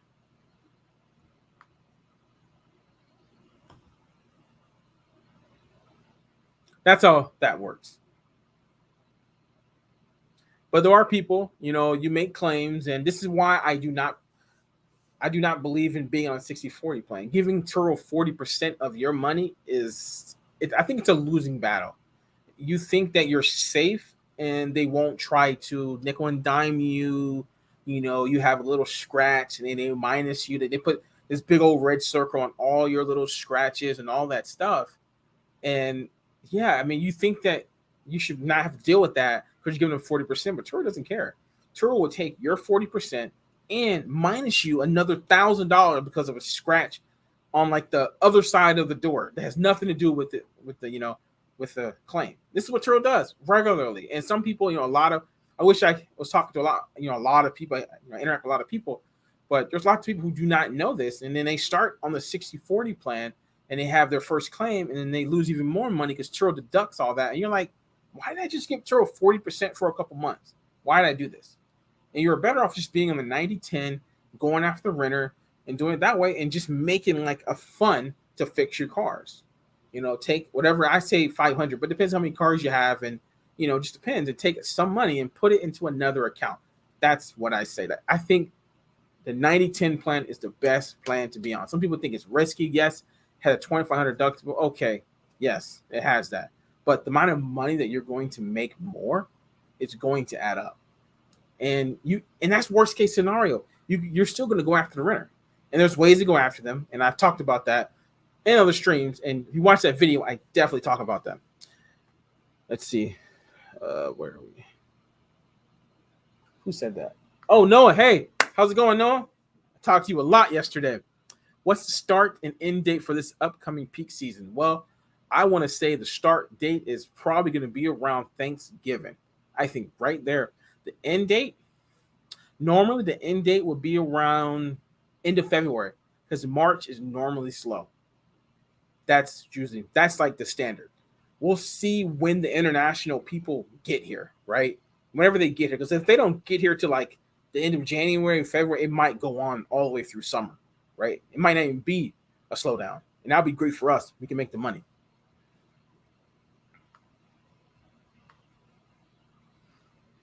Here in yes, I know, yes, yeah, the guy told me that. Yeah. Oh, they changed it to so you had a choice to do it. You know what? I'm thinking because maybe they were just making less money. I'm thinking. I'm just guessing here because you weren't many people traveling, so they just made it less so they make more because they do make more on that. Maybe yeah. I think that's probably why. Okay. Also, does Turo make sense to set up in different cities outside your? Yeah, I mean, yeah. There are lots of people like all over America that they have their cars in multiple locations, multiple airports, right? And it just opens you up for more chances to get booked. So if you have like a team of people, just have some people, it just gives you opportunity to make more money. See, I'm in Hawaii, so obviously I don't have that option. But on the mainland, yeah, people do that all the time. People have like a whole fleet of cars. I mean, way more than my 17, like 50, 60 cars, maybe 100 cars all over the place. And they're just making all this money. They're going from like one airport, that airport. They have all these logistics set up, and that's what they do. That's what they do. Yeah. Let's see what we got. This is Noah. How do you go after the renter, and what's up, man? Yeah, how's it going? It's Saturday. Well, how do you go after? Well, for one, I don't know if everyone here that's watching, I don't know what plan you're on, but if you are not on the 75 and you're on the 80, any of those other plans, you should be doing this every single time. Every single time. As soon as somebody books, you need to check and see which insurance protection that they pick. As simple as that. And if you're wondering how to get there, yeah, you need to press help on, when you go on your phone, and you'll see help right there at the top right, see help. And you're going to click the car agreement, and click that right there. It's going to take about like 5 seconds to load. And when it does load, you're going to scroll down, and you're going to see which insurance protection plan that they pick. All right. So it's going to say decline, it's going to say minimum, it's going to say standard, it's going to say premier, right? That's what it's going to say. So let's go for the one that you do nothing. On the premier basically means that they pay double. That's how crazy premier is. So expensive. No one really does. Some people do. I've seen it multiple times, but it's like double whatever your daily is. So they're paying a lot of money. So they're not coming out of pocket of nothing. That ends it right there. So anybody who books your cars and they're on the premier and you're like on 80, if you're on a plan that has deductible, you are eating that deductible every single time. That's just how it goes. They're not working with you because they're paying Turo so much money, right? You could be like on the total team that they paid, you could be making you're like 10%, 20% at best, and Turo's getting like 80% of that. But that's what they do for that premier. But the next one is the standard. So the standard protection plan means that the max they pay out of pocket is $500. This is something that they see. I don't usually go over this one, but if they ask me, I'll tell them. But for me, as long as they should know that if something happens, they should be Cash Apping me, Venmo me, PayPal me $500, like pretty much automatically. But the other two, like the minimum and if they decline the minimum. So if they take the minimum, that minimum means that they are responsible for the first $3,000 in damages, right? And this is what I go over them. If they take the minimum, I ask them, do you understand what it means to pick minimum coverage? So I get quite a few responses, but mostly they say, yes, I understand. And then that ends it right there. I say nothing.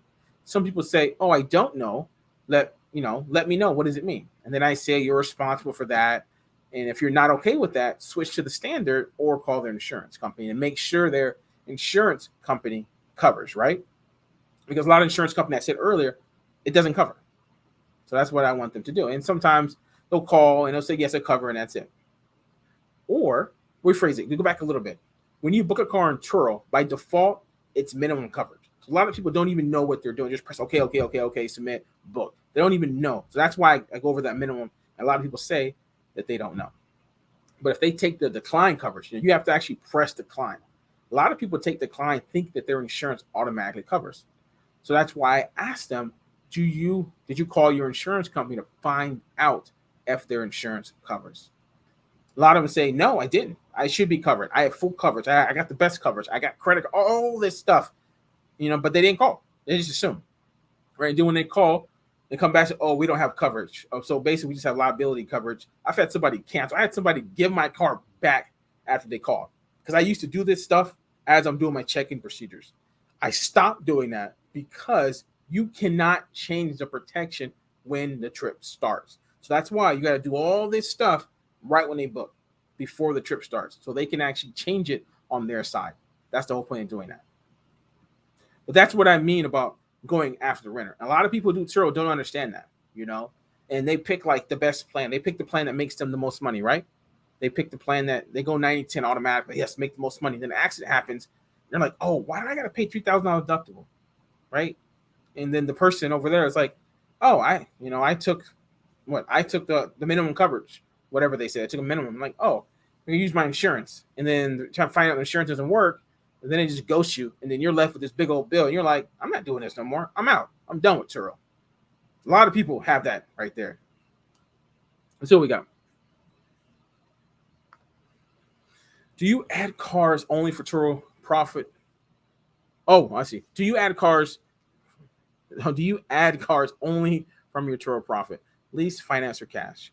Well, I've done all three, right? Right now, I had 12 car loans. I don't know if you watch my earlier videos, but I had 12 car loans at one point, right? So I was paying about $5,700 a month in car loans for a while, and I don't recommend. I made a video on that too. I don't recommend going all loans. I really don't. That's not something I do. I had 2 leases, right? Lease, you got to understand. If you're going to start leasing, you got to understand what it means. If you just jump into a lease and you don't understand what it means, don't do it.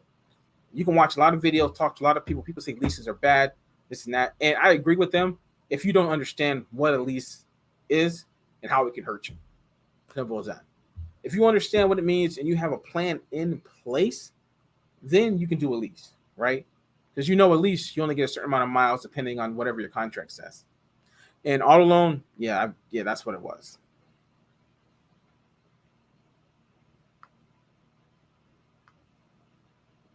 Check out my cars on Turo. Did you? I don't know what you did. Okay. Let's see. Noah, how much are you paying for your own vehicle insurance? Well, I just have liability on most of my cars. So I have full coverage on some, but it's mostly just liability. It's not that much. It's not much. Before, I was paying about $1,200 a month when I had like 10 or 11 cars, something like that. That's when I had full coverage on everything.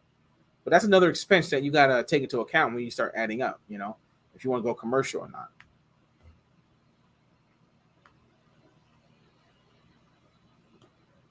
Let's see.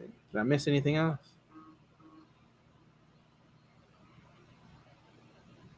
Okay.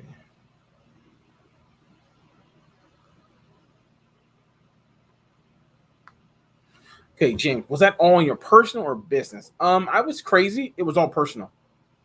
So I tied up a lot of my credit with this stuff. Yeah. For years. Like I said, I don't recommend doing that. I mean, I wasn't trying to do anything on my credit anyway, but I don't recommend doing that. I would say if you're going to get a lot of auto loans, try and pay them off quickly. Don't have them just sitting on there forever and ever and ever. It eats into your profits so much. And then when you have like, high maintenance months, it's just, oh man, like those summer months I made all that money, I had high maintenance. I was paying for things left and right, man. Thousands of dollars here, $1,000 there. It was crazy. Like another 3,000 or 4,000 a month, like in maintenance alone. It was crazy those months.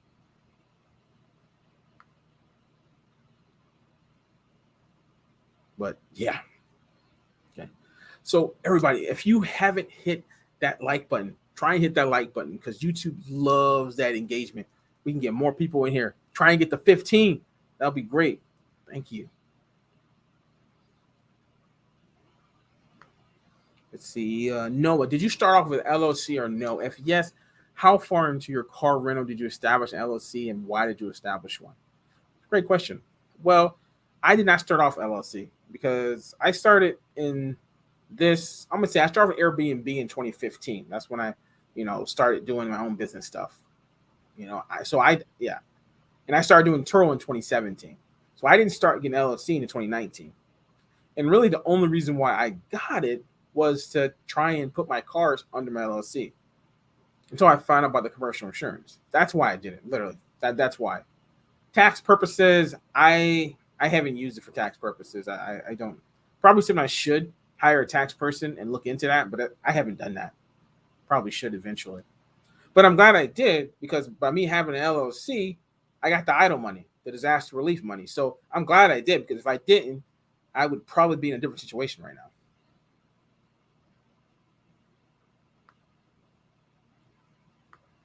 So we got no. Does it make more sense to have parking insurance on your fleet car just to park in a Pacific lot? I think you are, I believe, are you talking about, what am I trying to say? Are you talking about like liability, or is it something below liability? Is there something that's just called parking insurance? Is that enough insurance to cover state law, like while you're driving it? I'm assuming no. So that's why it's probably not going to work. And James, you said my wife would kill me. I see. You're talking about getting on auto loans. Yeah, I don't have a wife. I'm single, so I can't. Yeah, if I was married, because y'all share credit, right, or something like that. I don't know if you're doing that. Yeah, I would never do that with somebody else. That's. I agree. Wife would kill anybody. So we got. No, does Turo take out taxes? We are totally responsible. You are here in Hawaii, and the problem with this taxing Hawaii, I bet you it's a mess other places too, but it's really a mess here. I mean, they're supposed to be taking our RV tax and the GE tax. They're not taking either.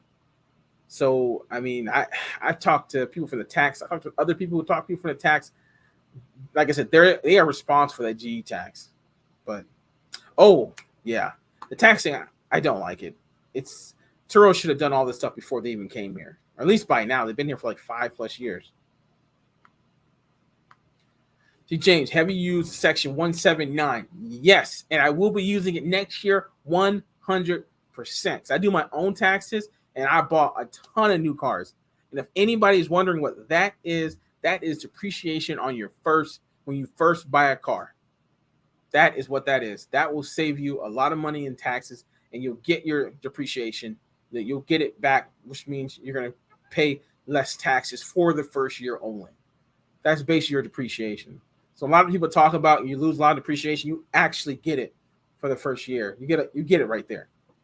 Trust me. I know exactly what that is because I did it not last year, but the year before when I got all those Mustangs and stuff. Because last year I didn't buy that many cars. No, I would definitely report. You should be, because they're definitely sending something to the IRS at 1099. So, and they're definitely sending something to the state too. So, yeah, I would definitely file and pay the penalty.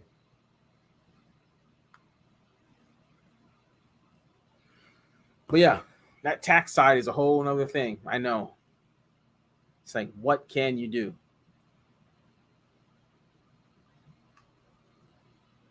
Let's see what we got.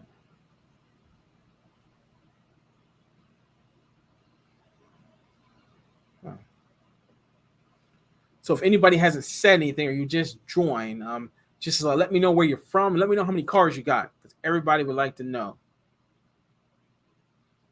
Most people are from Hawaii right now, but not everybody. You have other people.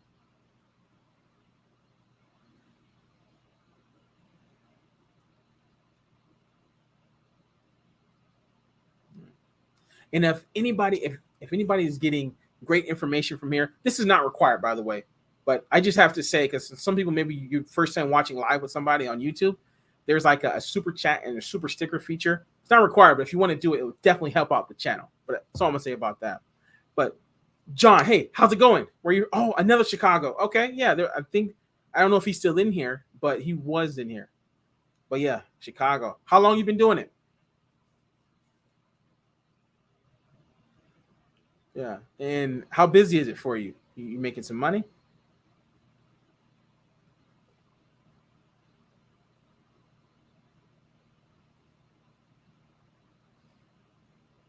Let me see.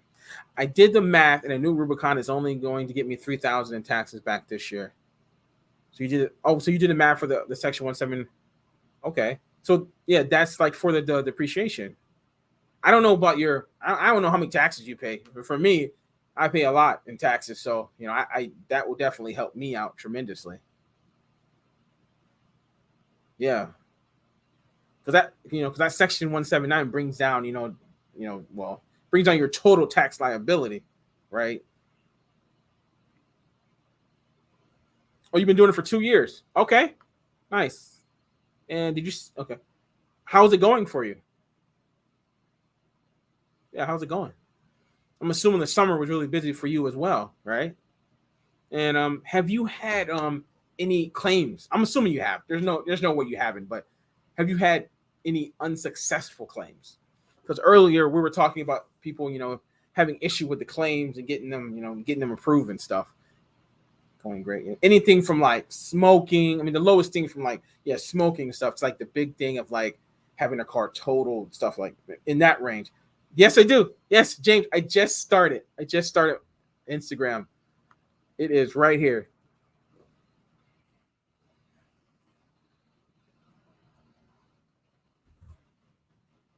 Right there, James. Right there. Hold on. I just started posting. I have one post on there for this stream. Yep. Hawaii underscore Turo one. That is my Instagram.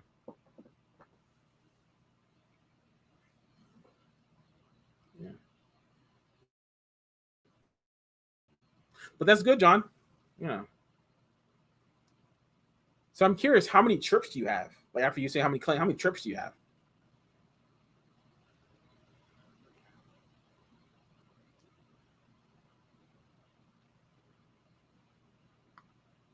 Hey Andre, I've never seen you on here before.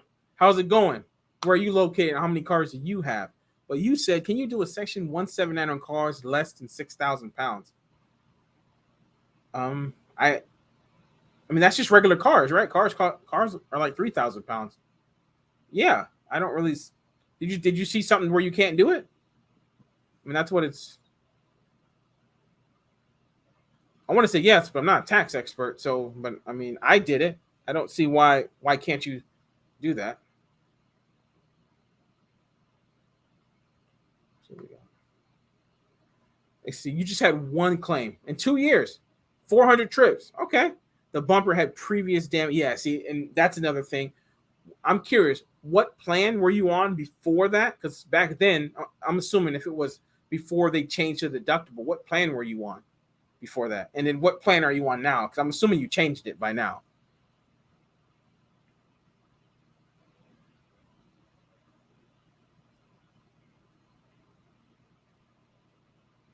See, 20,000 take a year. Oh, okay. What did you say? James, you said 25,000 correct is a maximum you can take in a year. I'm not gonna. I don't know what the max is. I'm not even. I don't know. I just put my stuff into. I use H&R Block, and yeah, H&R Block calculates all that stuff. Oh, Andre, San Francisco Bay. Okay, new to Turo. Okay, how many cars do you? Or you already said, but how long did you just start? You said new what in the last month, or did you start like in the summer?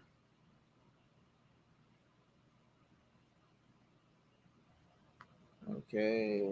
Noah, you should start learning on how to do reels for your daily life during Turo tips. Oh, you think on Instagram? That would be something new for me. That is, but that's something to think about. Thanks. Yeah, that's something. Maybe I can put. Yeah, that's something to think about. We'll see how that. Maybe I'll get a friend. Yeah, something to think about. I I don't even.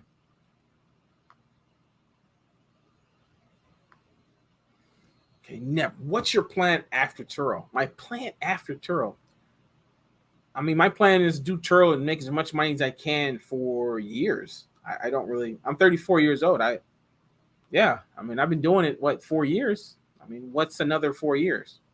Make as much money as I can. So, I mean, the next plan will be retire. I mean, do something else. Maybe get into real estate. Yeah, make too much money. Exactly, John. I knew it. You see, people, you see, when people start, once they understand what really that 60-40 plan is, and you really don't have as much coverage as you think you do, you switch real quick to that or more. Exactly. And that's the truth. I knew that, John. I already knew it.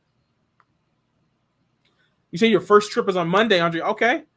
Okay, nice. Do you have, let's see, do you have everything set up? Do you have your extra set up? Do you have, please tell me that you took off your discounts, because they have default discounts. You took all that stuff off.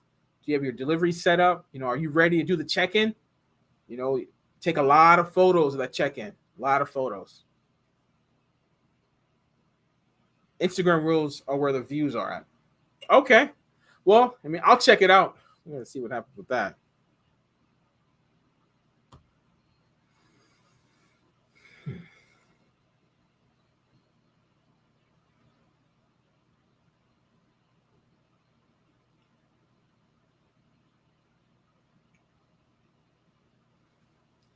Okay.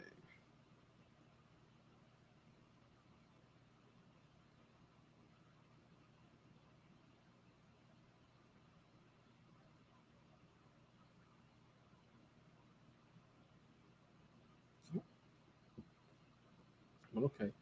If you were just watching, let me know where you are located and how many cars you got. We got a lot of people. Got what? San Francisco was the last person. Someone from Canada. Some people from Hawaii,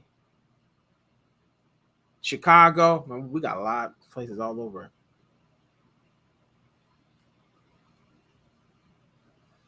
Okay, right. I'll put this right here. Andre, plan on taking lots of photos. That's good. That's good. I was not aware of the discount thing. Need to check that out. First trip is a local pickup from my home. So we're trying to work out deliveries. Yes. If you never touch the deliveries and you just set it up and you just went live, yes. Automatically discounts are 10%, 10%, 10%. 3+ days, 7+ days, and 30 plus days, right? And if you have your price automatic pricing, and that automatic pricing more than likely is low, right? More than likely low, and you have those discounts, you're basically giving your car kind of for free, or really, really cheap. I would advise taking all that stuff off.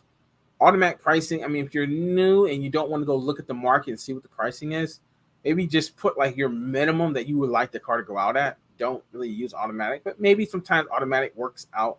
Not really a fan of automatic.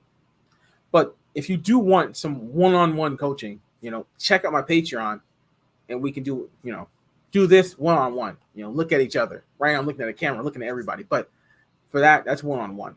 Because I just talked to somebody else. She was like a little flustered, or she just got a car, and she just got a request for a booking, and she messaged me on YouTube, and we started talking, and I went over everything I just told you. I went over in detail for an hour, right? Obviously, I can't do that right now, but I would recommend doing that. So we got. Oh, nope, not that. That wrong one. Okay, so what's your craziest Turo experience? To be honest, I haven't had too many crazy experiences. I never had a car stolen. I really never really had, at least, I mean, knock on wood on these things. Hopefully, it never happens. I never had really a car totaled. My biggest damage was about $5,000 or $4,000 to one of my Mustangs. I mean, I've obviously had a lot of small stuff, dings here and there, bumper gets dented. I mean, I've had all that plenty of times, but like the major stuff that you see that people like leave your car on the side of the highway and all this stuff, I've never had those things, right? Someone's using your car for, I get a DUI. I actually had someone get a DUI on one of my cars. So maybe that's something. Some military guys. I remember that. I haven't had too many crazy things, to be honest. I'm glad I never had, to be completely honest. And I rent to mostly tourists, right? Tourists, that fly to Hawaii. So they're really into doing crazy stuff. Not really. I don't think so. But if you're renting, another thing, if you're renting, was it Andre? If you're renting to a lot of locals, yeah, that's going to you're gonna get a lot more issues overall. So another thing I go over is setting up your delivery. Your airport stuff needs to be set up. If you don't have it set up, you're not going to get airport delivery. Simple as that. And I don't know if you're close to, what is it? You said San Francisco. So if you're close to, the San Francisco airport, you need to have that set up like now. Let's see. John, do you use the pickup and return hours a lot? No, I'm 24 hours. I don't have, if that's what you're talking about, yeah, my hours, yeah. I don't have no set hours. I'm 24. See, how do you deliver all your cars? Well, I got that scooter. Oh, this way. I got that scooter back there that has like an 8-mile range. So I use that to deliver as many cars as I can. So right now I have a lot of deliveries because that's really the only ones that I'm accepting. But normally I don't have that many. I get deliveries, but not like a crazy amount all at the same time. But that's what I use. I'll be in that scooter on Waikiki daily. So if you ever come to Hawaii and you see me on a scooter, just wave because I'm always on a scooter there. So we got Andre. Wow, I didn't know about using auto pricing. Oh, I didn't know and using auto pricing. My Turo mentor, thanks. Yeah, that's why I said sign up, man. I would definitely help you out, get you started in the right direction. That's a fact. But yeah, hopefully get to talk to you.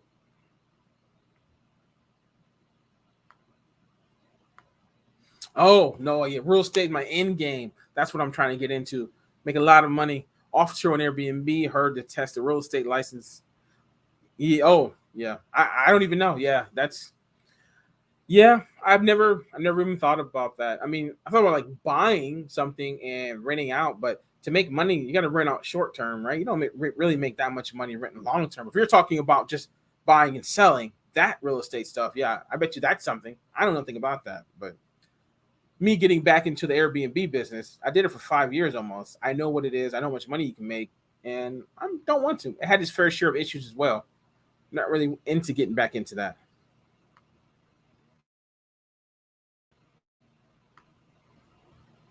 Let's see what we got. Oh, wrong one. So, John, what kind of tracker do I use? Well, you see, I have 10 of my cars, they have Bouncie. And then I have OnStar in about, what, six of them? Six? I think six. And then I have a Nissan Connect. So the Bouncy, yes, you can pull it out. It's not hardwire, but it's just something to have. If I was in, somewhere where there was, you know what? If I was anywhere else, and really, if I was in a place where a lot of locals are renting my cars, like if that was like,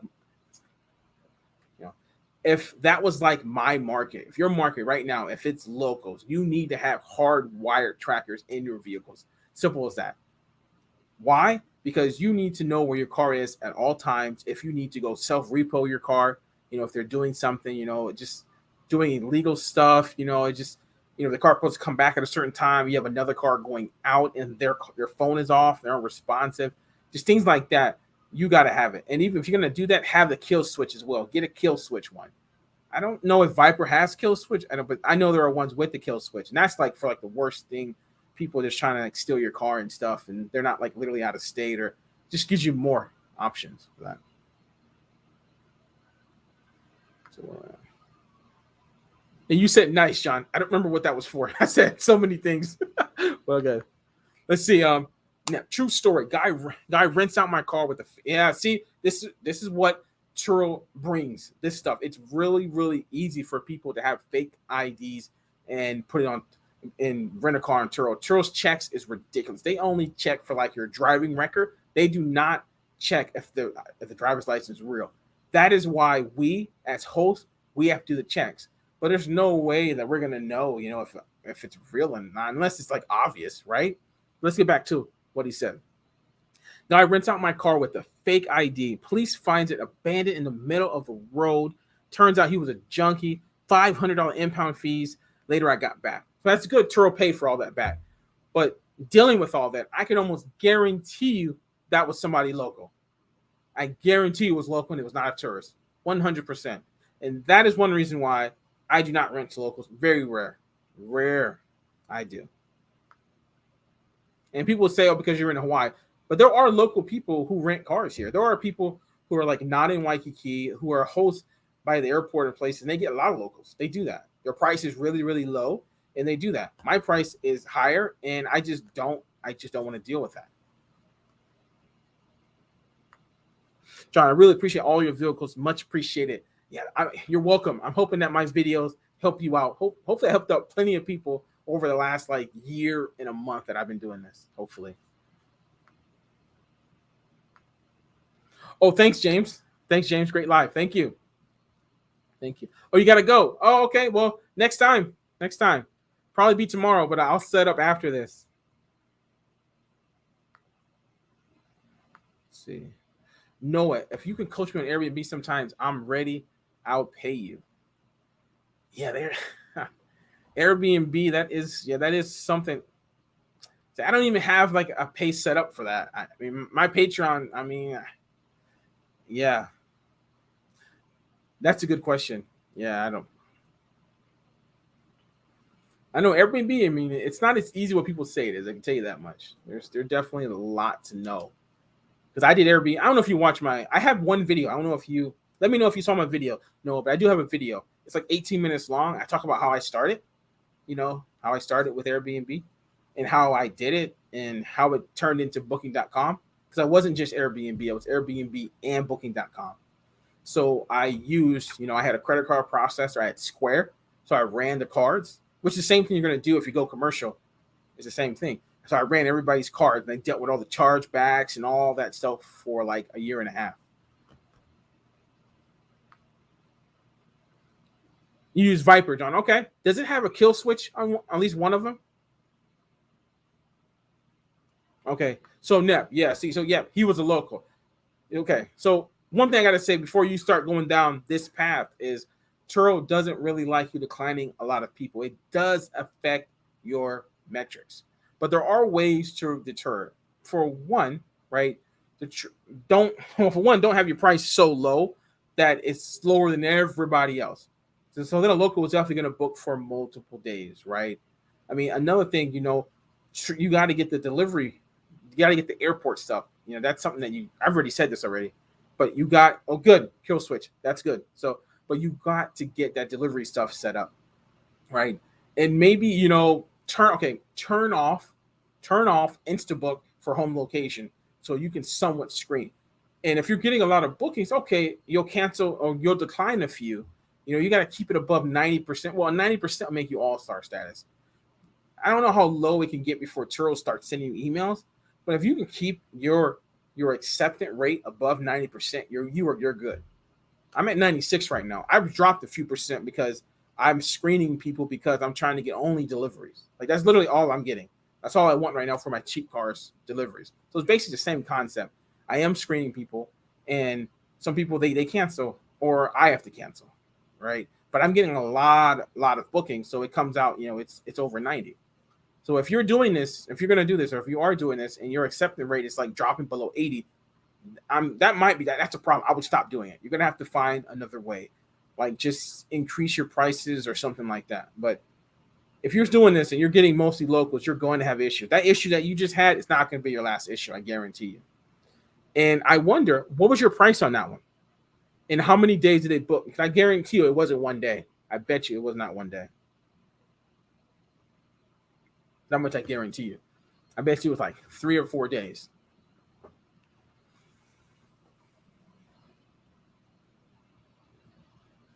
Okay. And one more thing. I have about 15 minutes and I have to get a car. I got to pick up a car at 4:30 and it's 4:06 right now. Just let everybody know. We've been at this for 2 hours. Wow, 2 hours went by pretty quick. Hopefully, I helped everybody out, right? And if you haven't hit that like button, because that's what YouTube likes for the engagement. And you can push this video maybe for the replay as well. Oh, that too. Yeah, that's another one. I knew I forgot something. Yeah, John, putting the 6-hour advanced booking help. Yes, definitely. So you don't get the people who are literally last minute. Because, yeah, I've had some locals that literally book. This was the last. Don't ever, let me rephrase it. If somebody shows up and they do not, if they have if they have a license that's expired or paper license, basically if they have an expired license, do not give them a car.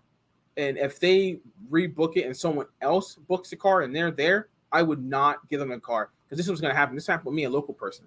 I told him, the other person needs a book. And as soon as I drove off, he got in that car. And the other person stayed in their car, but the other person booked it. So, and come to find out, he actually had a speeding ticket. He should not have been driving anyway. So that was opening me up to issues if something happened. Good thing nothing happened, but I won't ever do that. Like anything like expired, especially from a local person, I won't ever give them a car. Simple as that with me. That's not happening. Okay, so what would be a red flag? It was for 125 daily. He booked it for 3 days. Okay. Well, a red flag. How much time in advance did he book it for? Because that's something. That's what John just said. But because I doubt he's booking a week in advance. It's probably something he did last minute. But 125. I mean, he probably had fake credit cards too, so Oh, thank you. Yeah, thank you. Yeah, I'm gonna do more of this. If this is your first time, watching the stream, yeah, I'm gonna do more of this. Yeah, you can join the Facebook group too. I don't know if you heard me even say it. I don't remember, but there's a Facebook link in the pinned comment. It's a Turo Facebook group. We just talk about Turo all the time. You can jump over there, and yeah, it's about almost 90 members. It's growing. In the next 3 months, it'll probably be hundreds and hundreds of people in there. Oh, thank you, John. Thank you. Thank you. It definitely helps the channel when people do that. I don't know how to bring it up, but without, yeah, but thank you. Thank you. Thank you.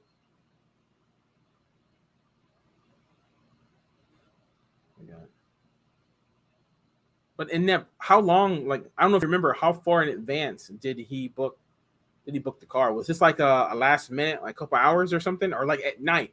Because mine was literally at night. It was like it was like 8 o'clock. He booked for like 10 p.m. That was my issue with this local person. And those ones like that, those are always red flags. Like I had somebody else, like I was actually sleeping because I do 1 hour and I'm basically 24 hours. Somebody literally booked for like midnight at like 11 p.m. I was like, there's no way they're getting this car. Like, there's no way. Like, you know that they're up to no good. Like, there's nothing good going to come out of that. No, there's no way.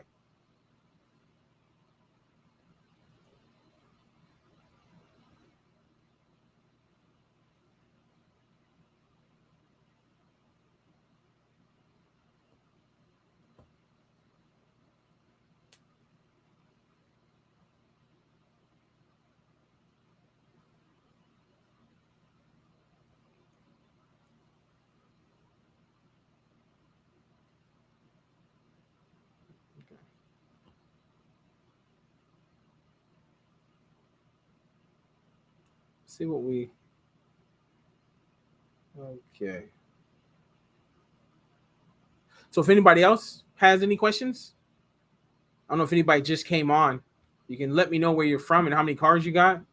I got about 10 more minutes, and then I have to go pick up a car. Then I have a car going out at 5 o'clock. I know. Turo, 24/7. That's me full time. It's always something going down. Till we got. Okay, John, what cars make the most money in Hawaii? Well, for one thing, I'm gonna say, because I don't know, the luxury market, like the AKA like the Teslas and stuff, that's not even part of what I'm gonna say because I don't know. I'm getting a Tesla in the next month or so. So then I can get like data for the future, and then yes, I can answer with that. But without that, I think convertibles make the most money. I would definitely say convertibles, especially when we pick back up, you get the most for convertibles. And I'm gonna say like Mustangs or Camaros, but I I would love to say Jeeps, but there's so many Jeeps here. It's so saturated. I can't imagine that somebody's going to be getting on average $100 every single day for a Jeep, even when it gets back to being busy again. Like I don't see it. There's just so many, unless you're in like Waikiki, right? Like your home location is in Waikiki, maybe that. But there's just so many Jeeps on this island right now. It's crazy. Oh yeah, yes, I got a Model 3, long range. I've never had a Tesla. I've been a Tesla a couple of times because I test drove one, but we'll see how it goes. I want to get into it. I think from what I've seen, like the cheapest Tesla is like $70. This is like really on the low end, so I know Tesla is definitely way over $100 normally. And I know people that were doing like $400 a day on Teslas in the summertime. I'm not expecting anywhere near that, but if I can get like 150, 160, and that recharge fee, that's what I'm going to do. I'm going to push the recharge fee on every single body. Simple as that. Everybody push, let them know, because there's no superchargers here. I mean, like the charging takes a while. It takes hours and hours and hours to charge. So I'll have that. I don't know, maybe $30, maybe $25, whatever it is. Get them to do that. Boom, on top of the other extra. So that's what I'm gonna do with that. What did you see? Are you worried about ring? Are you saying, what do you mean? Ring? Are you saying, I don't know what ring is. What is that?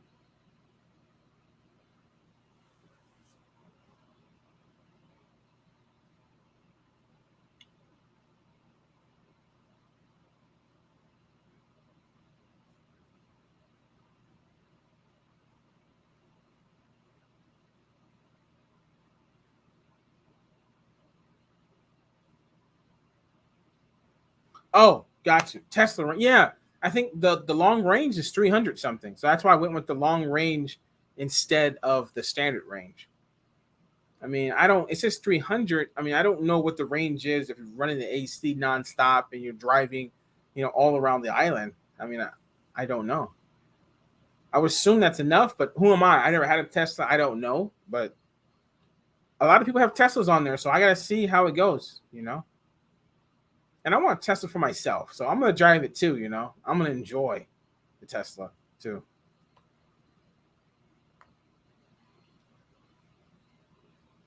Yeah. Have you had a Tesla before, John, or anybody else? Has anybody had a Tesla, or do they have a Tesla? I don't. Because this will be my first luxury car on Turo. Because all my other cars were just economy cars. My closest luxury was a 2014 Acura MDX. Yeah, at this point, with 108 or 100 and a lot of 100,000 miles, I don't think that's luxury.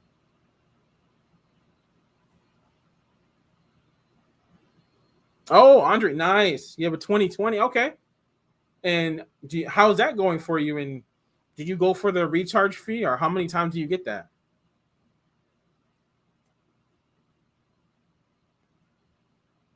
You think it might be a headache? You think so? Yeah, I don't. I mean, it's a risk. You know what? Worst case scenario, I can sell the car, or I can just keep it for myself. I mean, I can drive it, so I mean, if I drive it, that's cool. Well, it is what it is. But if it makes me money, right, then it'd be a good headache. If I can make over $2,000 a month off that car, if not more than that, that's like that. Average that. Yeah, they'll do that. Oh, in Chicago. Yeah, yeah. Oh, because like the snow and stuff. Because of the snow. Well, I think because of the snow as well. Because someone in Canada was saying something about the snow and what did he say, the battery or the tire? I don't know exactly what he said, but yeah, I don't. In Hawaii, at least. I mean, do you see a lot of Teslas in Chicago? And if you go search, if you do a search just for electric vehicles for Tesla, do you see a lot of Teslas in your market? Yeah. Because I know in Hawaii, there's tons. I mean, there's like 1,000% increase from like March. It's crazy amount of Teslas that are here. But this business is all a risk, right? It's all a risk. So I'm gonna try it. Very few in Chicago. Well, then I probably wouldn't. I wouldn't get one there then. Yeah, I wouldn't get one.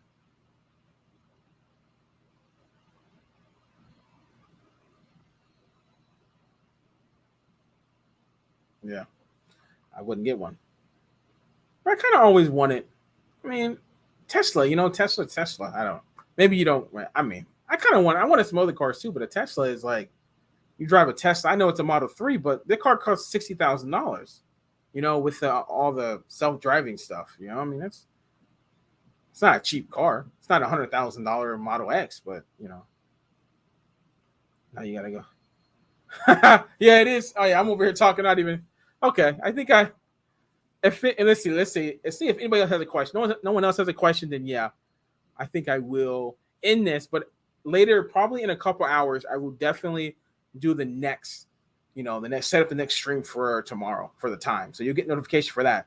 Because if you are, because I'm assuming John, you are subscribed to my channel. So and hopefully you hit the bell so you get my notifications. And you too, Andre, as well. But you just said something. For our Model 3, I set up frequently asked questions on how to charge. Okay, option 1, use a plug-in charger. Option 2, use a supercharge station, but fees will be passed to the guest. Option 3, download the ChargePoint app. Oh, okay. Okay, that's a nice way. I'm trying to make as much money as possible, so I want to charge it myself and get paid. But we don't have superchargers in Hawaii, so that's one thing that we don't have that. So I want them. It is a headache here. I hope it is a headache so they can't charge it and they give me the money and I deal with it. I'll go to all in Moana and I'll go charge it, or I'll go charge it in Ward over there. I know for Whole Foods, I'll go charge it over there. So I'll get it done. And I'll get on my scooter. I'll leave it there, and then I'll get on my scooter and go home. I'm not that far away from there. So, but yeah, guys, I think I'm going to wrap this up. So if you have not hit that like button, hit that like button so we can, well, I mean, it won't be it's going to be for the replay at that point, but to see if this gets pushed out. But yeah, if you can, tomorrow I'm probably going to come on probably between 2 and 4. but I'll set it up the upcoming. If you join my Facebook group, you'll definitely get notification because everybody on Facebook gets that notification. So if you haven't joined my Facebook, I would say join. The link is in the description. I pinned it. But yeah, thank you for watching. We're 2 hours and 15 minutes long. So congrats to whoever watched the entire time. That's crazy. But thank everybody for watching. And yeah, wait until next time. I'll talk to you tomorrow.